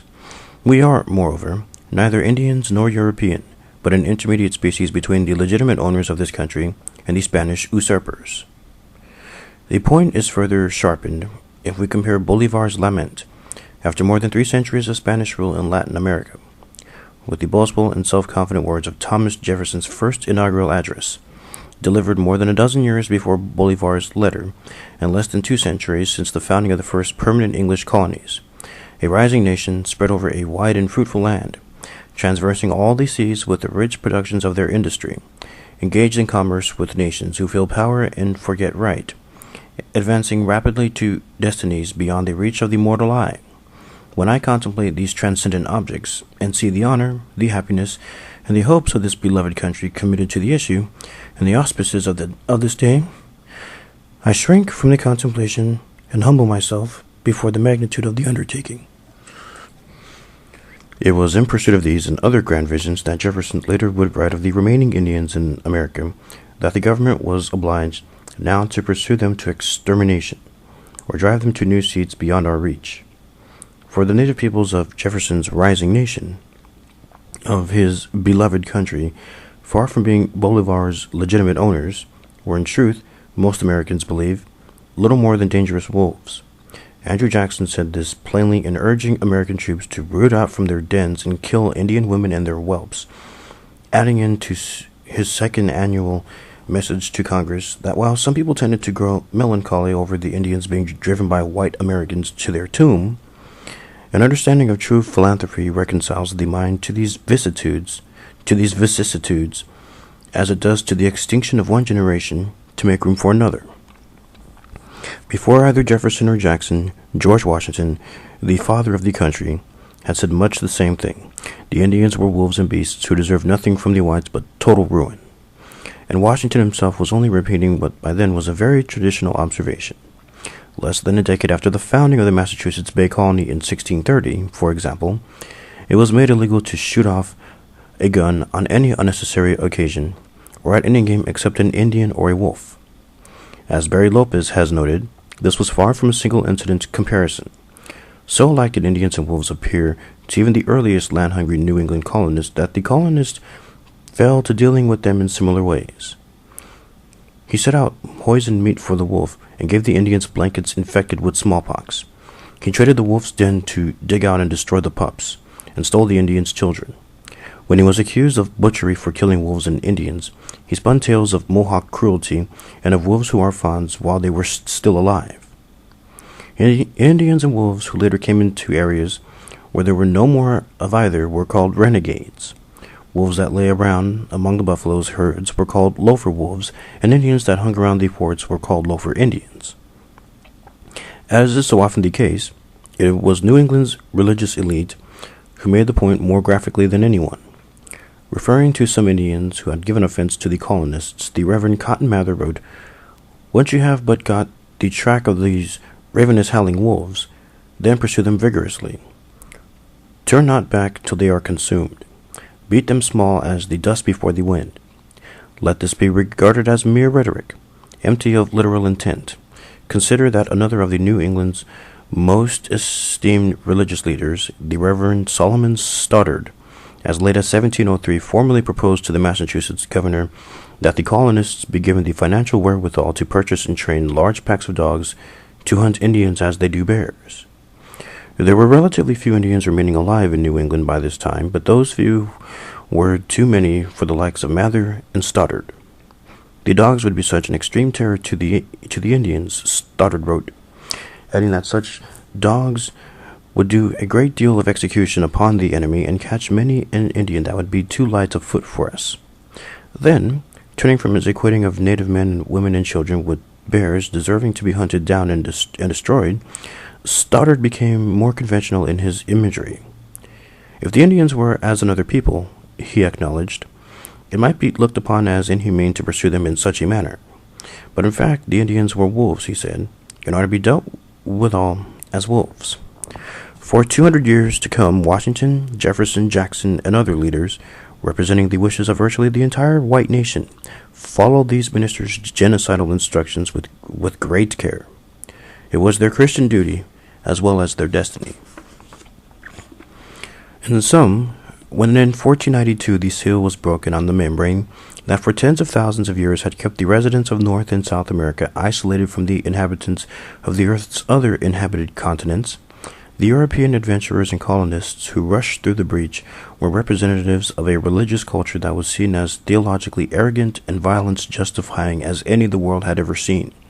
Nourished by a moral history that despised the self and that regarded the body and things sensual as evil, repulsive and bestial, it was a culture whose holiest exemplars not only sought out pain and degradation as the foundation of their faith, but who simultaneously both feared and pursued what they regarded as the dark terrors of the wilderness in the world outside, as well as the wilderness of the soul within.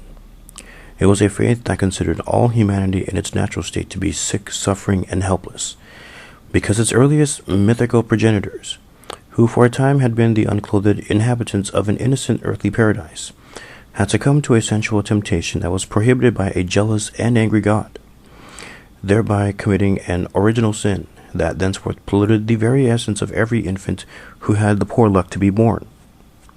Ghastly and disgusting as the things of this world, including their own persons, were to these people, they were certain of at least one thing, that their beliefs were absolute truth, and that those who persisted in believing otherwise could not be tolerated. For to tolerate evil was to encourage evil, and no sin was greater than that.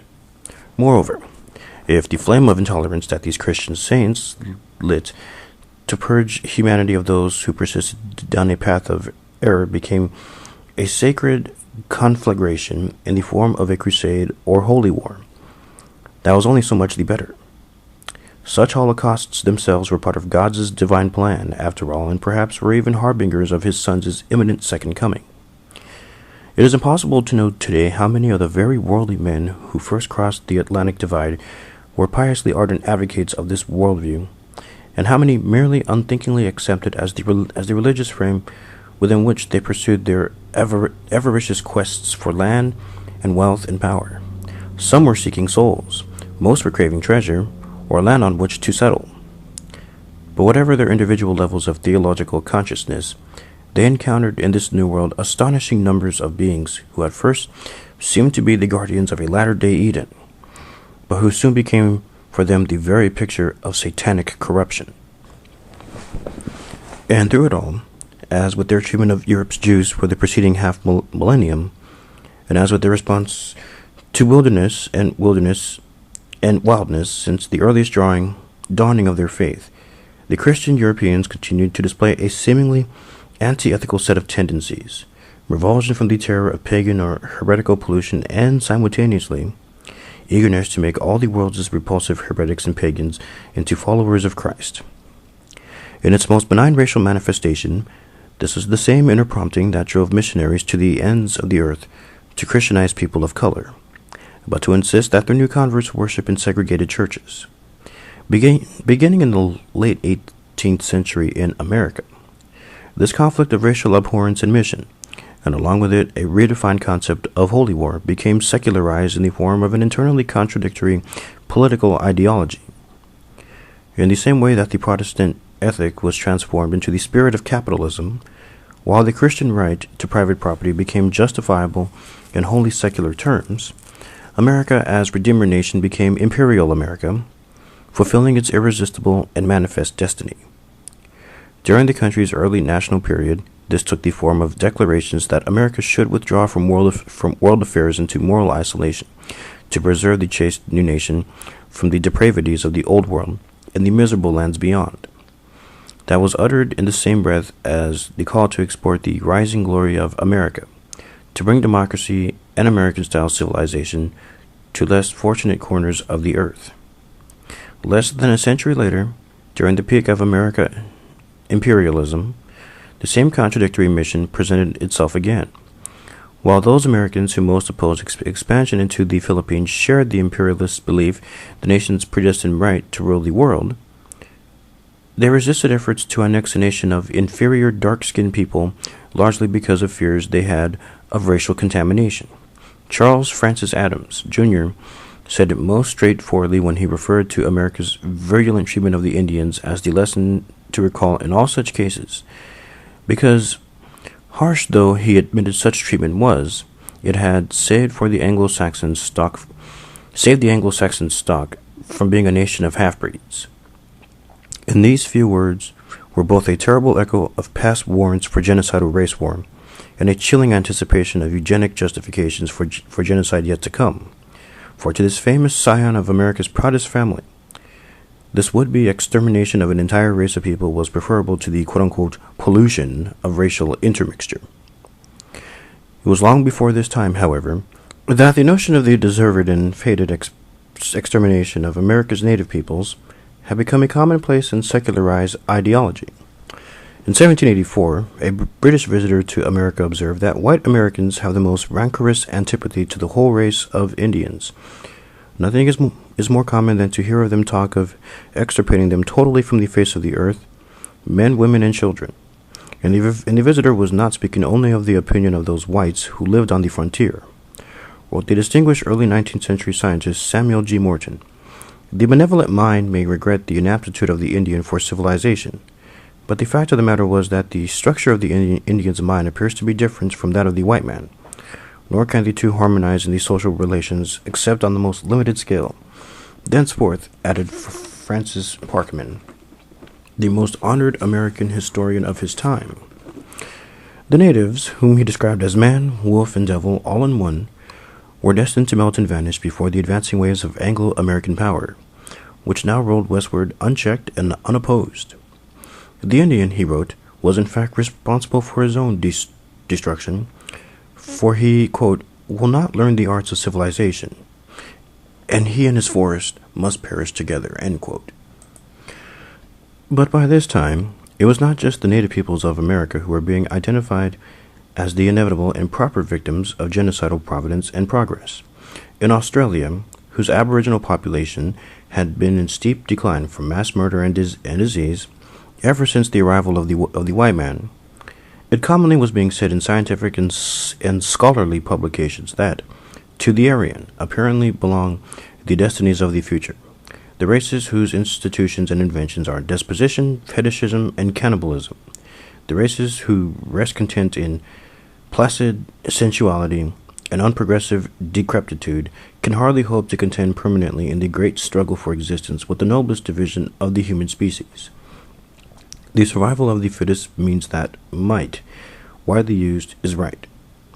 And thus we invoke and remorselessly fulfill the exonerable law of natural selection when exterminating the inferior Australians. Meanwhile, by the 1860s, with only a remnant of America's indigenous people still alive, in Hawaii, the Reverend Rufus Anderson surveyed the carnage that by then had reduced those islands' native populations by 90% or more, and he declined to see it as a tragedy. The expected total die-off of the Hawaiian people was only natural, this missionary said, somewhat equivalent to the amputation of diseased members of the body. 2 decades later, in New Zealand, whose native Maori people had also suffered a huge population collapse from introduced disease and warfare with invading British armies, one A.K. Newman spoke for many whites in that country when he observed that, taking all things into consideration, the disappearance of the race is scarcely subject for much regret. They are dying out in a quick, easy way, and they are being supplanted by a superior race. Returning to America, the famed Harvard physician and social commentator Oliver Wendell Holmes observed in 1855 that Indians were nothing more than a half-filled outline of humanity whose extermination was the necessary solution of a problem of his relation to the white race. Describing native peoples as a sketch in red crayons of a rudimental manhood, he added that it was only natural for the white man to hate the Indian and to hunt him down like the wild beasts of the forests, and so the red crayon sketch is rubbed out, and the canvas is ready for a picture of manhood a little more like God's own image.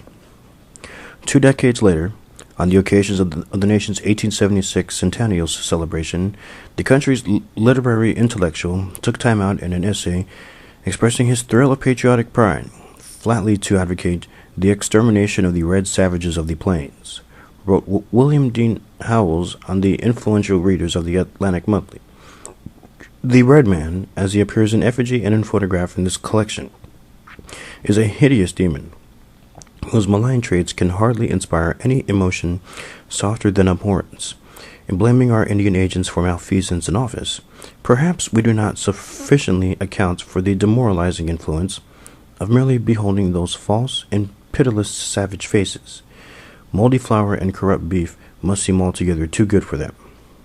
Not to be outdone by the most eminent historians, scientists, and cultural critics of the previous generation, several decades later still, America's leading psychologist and educator, G. Stanley Hall, imperiously surveyed the human wreckage that Western exploration and colonization had created across the globe and wrote, "Never, perhaps, were lower races being extirpated as weeds in the human garden, both by conscious and organic processes, so rapidly as today. In many minds this is inevitable and not without justification. Pity and sympathy," says Nietzsche, "are now a disease, and we are summoned to rise above morals and clear the world stage for the survival of those who are fittest because strongest. The world will soon be overcrowded, and we must begin to take selective agencies into our own hands. Primitive races are either hopelessly decadent and moribund, or at best have demonstrated their inability to domesticate or civilize themselves." And not to be outdone by the exalted likes of Morton, Parkman, Holmes, Howes, Adams, or Hall, the man who became America's first truly 20th century president, Theodore Roosevelt, added his opinion that the extermination of the American Indians and the expropriation of their lands was ultimately beneficial as it was inevitable. "Such conquests," he continued, "are sure to come when a masterful people, still in its raw barbarian prime, finds itself face to face with the weaker and wholly alien race which holds a coveted prize in its feeble grasp. It is perhaps not surprising, then, that this beloved American hero and Nobel Peace Prize recipient, who once happily remarked that, 'I don't go so far to think that the only good Indians are dead Indians, but I believe 9 out of 10 are, and I shouldn't like to inquire too closely into the case of the 10th. Also believe that degenerates, as well as criminals and feeble-minded persons, should be forbidden to leave offspring behind them.' The better classes of white Americans were being overwhelmed, he feared, by the unrestricted breeding of inferior racial stocks, the utterly shiftless and the worthless.